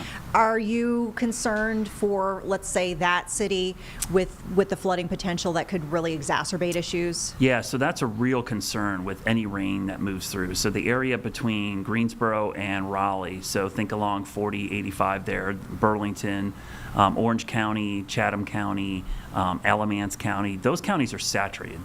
They will take less rainfall to cause flooding than over our area. So, for instance, there's a product that we looked at called flash flood guidance. Basically, how much rain in a certain amount of time does it take to cause flooding? Right now, for our area, it probably takes 3 to 4 inches of rain over a 3 or 6 hour period. Up there, it's only like 1 to 2 inches. And these storms have already had a history of producing 1 to 3 inches per hour. So if those storms get over those areas, you're going to see flooding happen super quickly because there's nowhere for the water to go. The ground is saturated, but all the creek streams and the area lakes are already up very high. So it would not take much to cause flooding in those areas. With all of the headlines recently regarding flooding, I mean, obviously we talked about the local impacts we've had here in the Carolinas, but obviously one of the really big national headlines we're seeing coming out of Texas and Hill Country there. What do you recommend for folks, you know, as far as general flooding safety, just as this is forefront for so many people's minds right now? I think the biggest lesson here is flooding is one of the most dangerous weather phenomena we have. We always talk about heat being kind of underrated, rip currents being up there. But the top three are going to be heat, rip currents, and flooding. It's not tornadoes. It's not hurricanes. It's not severe thunderstorms. It's those top three. And flooding is the hardest one to kind of warn for, Vanessa, because the problem we have during the summertime is the flooding can be so isolated. Like we saw in New Mexico yesterday. One thunderstorm on the side of a mountain in a burn scar causes record flooding in southern New Mexico. That little pop-up storm, early in the day, it was sunny for all day. After the storm moved through, it was completely sunny, but they saw flash flooding. We saw flash flooding in Chicago last night. 7 inches of rain falls over Chicago, midtown Chicago. That's all impervious surface. So it almost doesn't matter where you are. The potential for flooding is always there. And unlike tornadoes, which everybody kind of knows, hey, go to your safe spot in your house and wait it out. Flooding's hard to message. And what I mean by that is, you don't know where the water's coming from. You don't know what higher elevation is and lower elevation is. I mean, think about how disorienting it is to think, where's the water coming from? It's a lot easier to protect yourself from a tornado because you just know I'm going inside to the safe spot and I'm staying there. But in flooding, you're always wondering, like, where's the water coming from? You've got more dimensions to worry about. You've got elevation. Is it coming from the north, south, east, west? So that all makes it really, really difficult to forecast, but also message to people when it comes to flooding. And it's the summertime. In all these locations, people are traveling. They're not used to those areas. They don't know that it's flash flood prone. They don't know that they sit in an area that's flooded 10 times in the last 20 years. So all these factors kind of play into the fact that flooding is really, really dangerous. And if there's any good to come from all of these disasters, and even the Texas disaster, is hopefully people will pay more attention to flash flooding and start thinking about having a plan and 3 ways to get warnings. I mean, I think about, my time in Florida, going through multiple hurricanes and hearing time after time that you hide from the wind and you flee from the water. Run from the water, yeah. Yeah, just because of the immense threat that water can pose. Yeah. I feel like I'm going to get into the weeds here, but I am very curious about this meteorological discussion that I've been seeing online in the wake of what's going on in Texas Hill Country. And you alluded to this, the fact that it is difficult to forecast flooding. And I'm just kind of curious if you can kind of break down in maybe some layman's terms of, what sort of nuances would you potentially have to look at? For example, if the rain's falling on one side of the mountain versus hitting the other side and then it rolls down to another community at the foot of that mountain. Yes. Like, what are you looking at? What makes it so difficult? So the hard part is we know there's going to be heavy rain in a general area, but to pinpoint the exact location is the hard part. It's even for tornadoes. Like, we can put out an outlook saying, hey, there's going to be a risk of a tornado. Knowing which specific neighborhood and the strength of the tornado ahead of time is virtually impossible. That's not a predictable thing until the storm actually forms and gets on the ground and you can track it. But you bring up a good point. You could have a flash flood in your location and not see a drop of rain. I think that kind of blows your mind. We have cues as human beings. I was talking to a lightning expert yesterday, and he was saying one of the problems at the beach with lightning strikes is most people are looking out at the water. They're not looking behind them. And so if there's a dark cloud coming up behind you, but you're at the beach staring at the ocean, you're not paying attention to what's coming up behind you. And in flash flooding, if you're at the base of a mountain or in a river basin or stream, and there's no rain falling where you are, why would you think it's going to flood? When up at the top of the mountain, it might be raining 6-7 inches of rain, but all that water has to come downhill. So that's what makes it really, really difficult. Having kind of situational awareness, we call it. And let's be honest, if you're on vacation or you're enjoying the outdoors, the reason you're doing that is not to have situational awareness. You're trying to escape from paying attention to stuff. But unfortunately, that is something, if you're going to be outside or outdoors in general, you just have to pay attention to the weather. And for the weather in the entire region, just not where you are. Yeah. Oh, my goodness. That was, by the way, very insightful, so I appreciate the explanation. Anything else you want to leave us with before we wrap things up, just about the next several hours, what you're going to be looking for, and that sort of thing? So I think the big thing is, like, if you don't see rain right now, don't think it's not happening because this is not going to be an all-day rain. I think people see the chance of rain in the forecast, 70, 80%. That doesn't mean it's going to rain 70 or 80% of the day or over 70 or 80% of the area. It just means there's a very high chance at some point between now and midnight you're going to get some rain. And so even if you haven't seen rain yet, it doesn't mean it's not happening. It could mean that it's not there yet. So make sure you're still taking precautions until we get into the overnight hours. We'll give you the all clear and things will kind of reload. And we'll do this all over again tomorrow. It'll start dry and late in the day and the evening, we'll see another round of storms. Okay. Now, we just wanted to remind folks, if they're maybe a new viewer here on Live Impact, that we do have your 6:30 weather impact stream that we do every weekday. I'm guessing, of course, you're going to be talking about this topic. Anything else that you might be touching on, you think, in that half hour? Probably today we're going to focus on the local weather. So usually we'll have a topic or we'll do some national weather and bring on guests. But tonight, Brittany Van Voorhees and I will probably be just tracking storms the entire time. And we'll probably go past 6:30 and 7 o'clock and maybe into 8 o'clock. So typically we might have more news coverage. I think we're going to be doing more weather coverage tonight, which is great. So if you're watching WCNC on air or on cable or satellite, you can watch entertainment. But if you want weather information, flip over to WCNC Plus. We'll have weather coverage even when we're not on TV. Yeah. I mean, and the great thing, too, is y'all really do get into the nitty-gritty of it. So I feel like I've learned so much over the years just by listening to your forecasts and how you explain the forecast and how you even got to that, conclusion in the first place. So I think there's a lot of value to this show, and it will definitely, I think, serve folks well today. And if, of course, tomorrow, as you mentioned, will be weather alert as well. Yep. All right, Brad, thank you so much. We'll see you on the evening news here. I'll go get ready. Yeah, there you go. Quick turnaround. I know we got our 4 o'clock newscast coming up here in just a few moments as you keep it here on WCNC Plus. So we'll just remind you to keep it tuned here throughout the afternoon, throughout the evening. You'll be up to date on the very latest, of course, on weather, but also the big headlines across the area. I know we'd been teasing here the city of Mebane update. Looks like that actually just wrapped up. So we're going to try to turn around that information. Obviously, we're speaking with Brad at this point, and we weren't able to listen into that as it was happening at the same time we were speaking with Brad. But we're going to try to turn that information around for you as soon as we can, whether that's here during Live Impact or in the news as we see coming up at 4, 5, and 6. But we're going to do our very best. Meantime, we have weather that's rising to the forefront. Brad alluded to this. New Mexico, they have a flooding issue there. We were seeing some really stunning images coming out of Ruidoso, and we just got an update just a little bit ago from officials there about how things are going, the recovery, what's to come in the days to come. Sadly, this was a deadly flooding event. Looks like at last check they had 3 people who were confirmed killed, including it sounds like some children. So we're going to take you now to that earlier update. This is the most recent information that we have from officials there in New Mexico. So we received it, basically, we were asking the information on the salt fire, what did you see? And they told us it was a confidential police matter, there would be nothing else done, but we were told that the Attorney General looked at it and was not going to prosecute. So that's where we're at right now. That may change. Anybody else?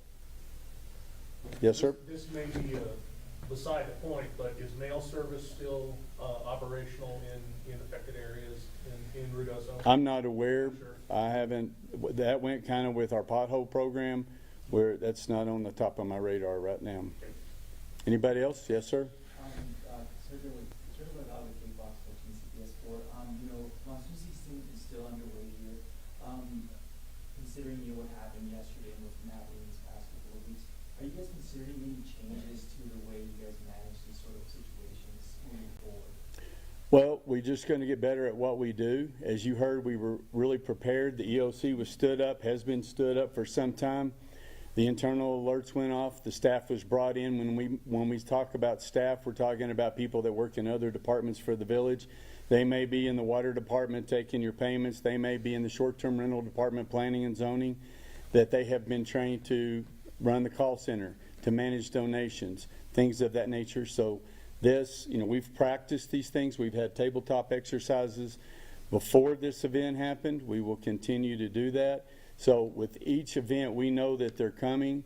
So we're trying to be better prepared. As the emergency manager said, and the manager and the fire chief, we had staff pre-positioned in our choke point areas. What do I mean by that? That's areas that are prone to flooding. So we had manpower and equipment that was ready at a safe distance. So when the flooding started receding, we were able to move in to start removing debris so that the culverts, the bridges, and everything would remain free.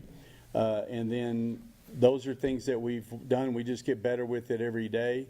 But it is getting, where we have regular jobs. The village staff has duties that they have to perform on a daily basis anyway. And I was joking about the potholes, but that's one of them. We're in the middle of our paving season.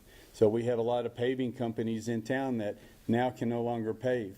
We have housing development that we've been working on for several years that are in the final phases, that with this rain, it slowed it up, the last bit of it, so that we could get families in those homes. So we are just preparing more to be ready. Yes, sir? Are the teams that were out yesterday out today? Yes, sir. Yes, sir. Everybody will be out. They're doing assessments right now as we've spoken up to see what kind of damage that we have, and then if there's anything that we can shore up, say debris that is still on culverts, to get that removed so that when the next event comes through that we have clear culverts. Anybody? Yes, ma'am. What kind of economic impact having to cancel the rest of the racing season will have? Well, I can tell you the racetrack is $150 to $160 million a year impact to this region. That it employs 500 to 600 people out there. This was the second leg of the Triple Crown of Quarter Horse Racing, which was supposed to start this Friday, Saturday, and conclude on Sunday. That is not happening. Those are multi-million-dollar races, so as you can imagine, a lot of that revenue will not be coming into town in the form of hotel rentals, restaurants, purchases from our businesses in Midtown. We worked hard from last year to get to where we are today to restore our gross receipts tax, which is the revenue stream for the village of Ruidoso. We were there, and now then we're not. So we're backed up, and that creates quite a dichotomy, because we are here today talking about the catastrophe that we just experienced. The biggest catastrophe of all are the 3 lives that we lost. So in a business, in a town that your business is tourism, what do? So we try to be as safe as possible. We try to alert you in as many possible ways as we can while still supporting our businesses, because those businesses rely on that money, that revenue for their livelihood, their employees, their children, our school system, all of those things. It is very much intertwined. So it is a very delicate balancing act that we're doing. Are we pimping out our community for money's sake, or is it that's our economy? And it's our economy, folks. That was determined many, many years ago. So we are working hard to make sure that the people that are here, the people that come here, are staying safe. You got to be kidding. No more questions? Okay. For anybody that's interested, over here on the wall, we've got our monsoon awareness info tool, which is available for residents, and that's where you can find the rain map. And then below is an example of the REACH survey, which is how we're reaching out to businesses and property owners about property damage. So that's right over there on the wall. And so we have local updates on our local radio station, which is 99.1 KRUI, the mountain, or 1490 AM, where you can stream the services. So anytime the event builds and we start experiencing it, we will go live, myself, the manager, with our radio station that we're in close contact with our emergency operations center, which is right here in this building, to get constant updates to keep the public informed on what's happening, so that you don't have to get out and go check for yourself. Yes, sir. What time do you anticipate the governor to visit you, and where will she be? I don't know. I know I spoke to her last night. I spoke to the general this morning, just a few minutes ago. I know she's on her way. I don't know if she's flying or driving to the area. I know that we have several secretaries of different departments of transportation, economic development, that were in a meeting in Las Cruces that are on their way right now. So I'm not sure of her schedule. I just know she's promised to be here and promised us the resources that we need. If there's no more questions, we will conclude this interview. Thank you for attending. Thank you for being interested.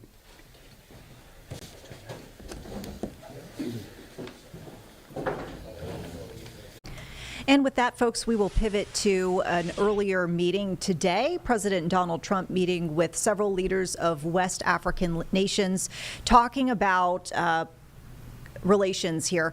This is an area that is feeling the impacts of the U.S. aid cuts. We saw the president talking about potential for great economic activity in Africa and also talked about the potential for much more trade. So let's listen into this earlier luncheon once again with the president.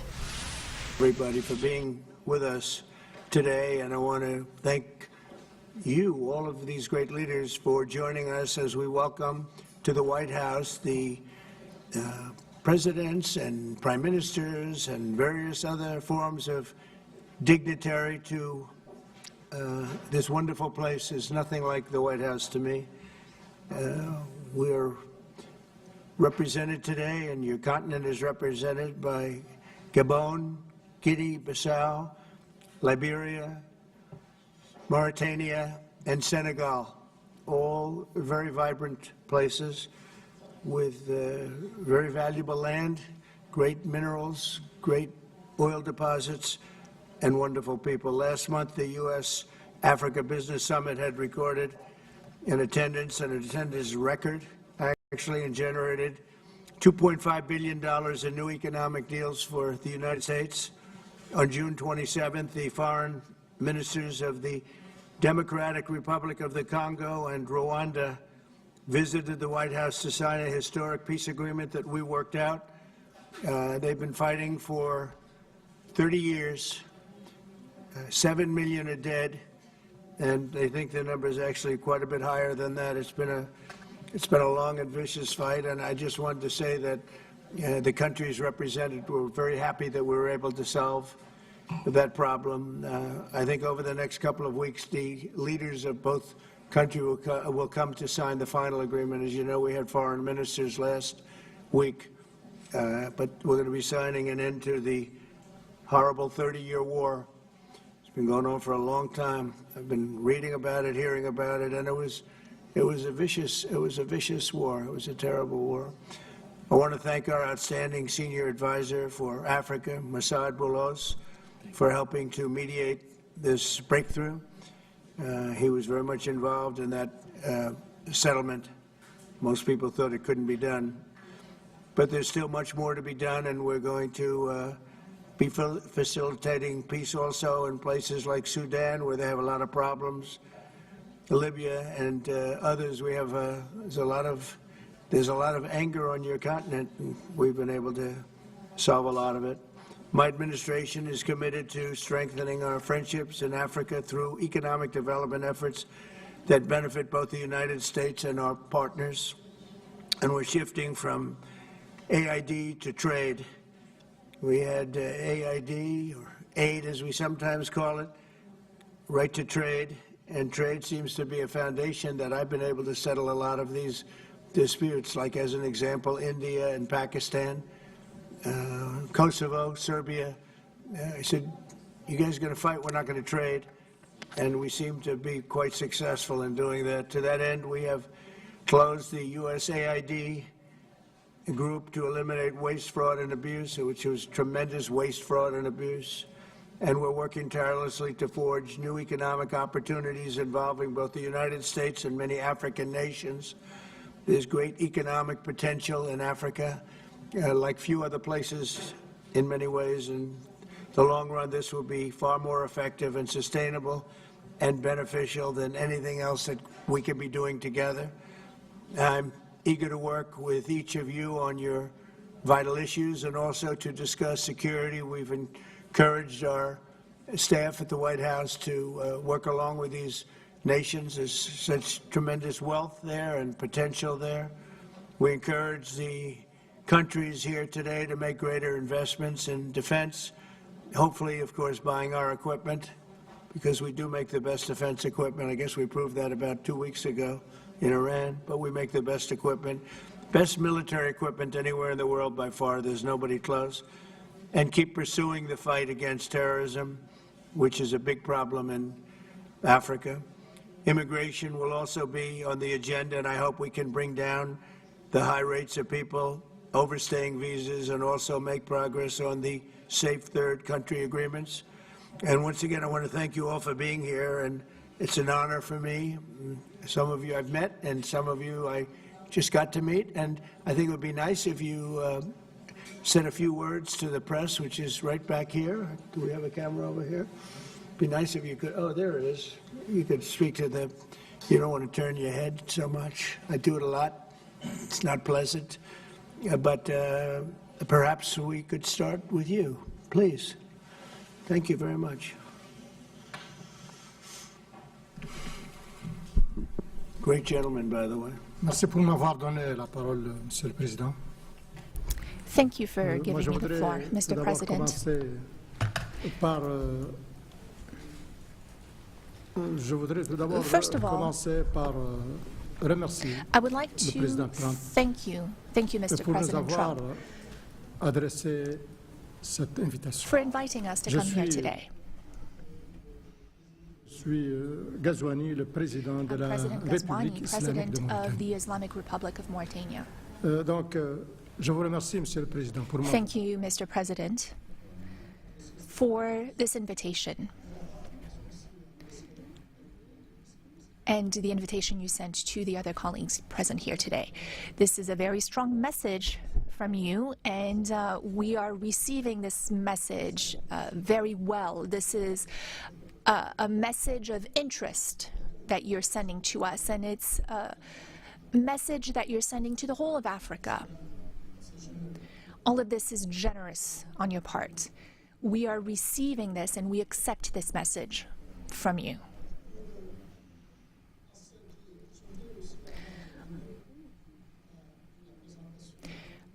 Before I talk about my country,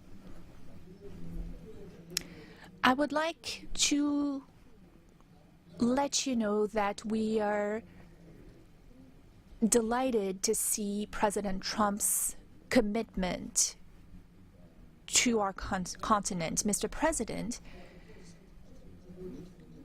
in the short time you've been back in office, the last few months,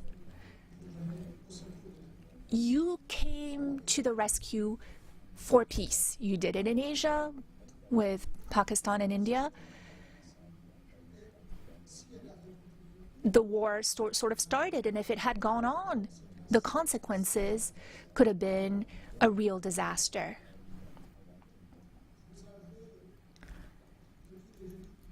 Since the beginning, you've been doing a great deal of work on the war in Europe, that is the conflict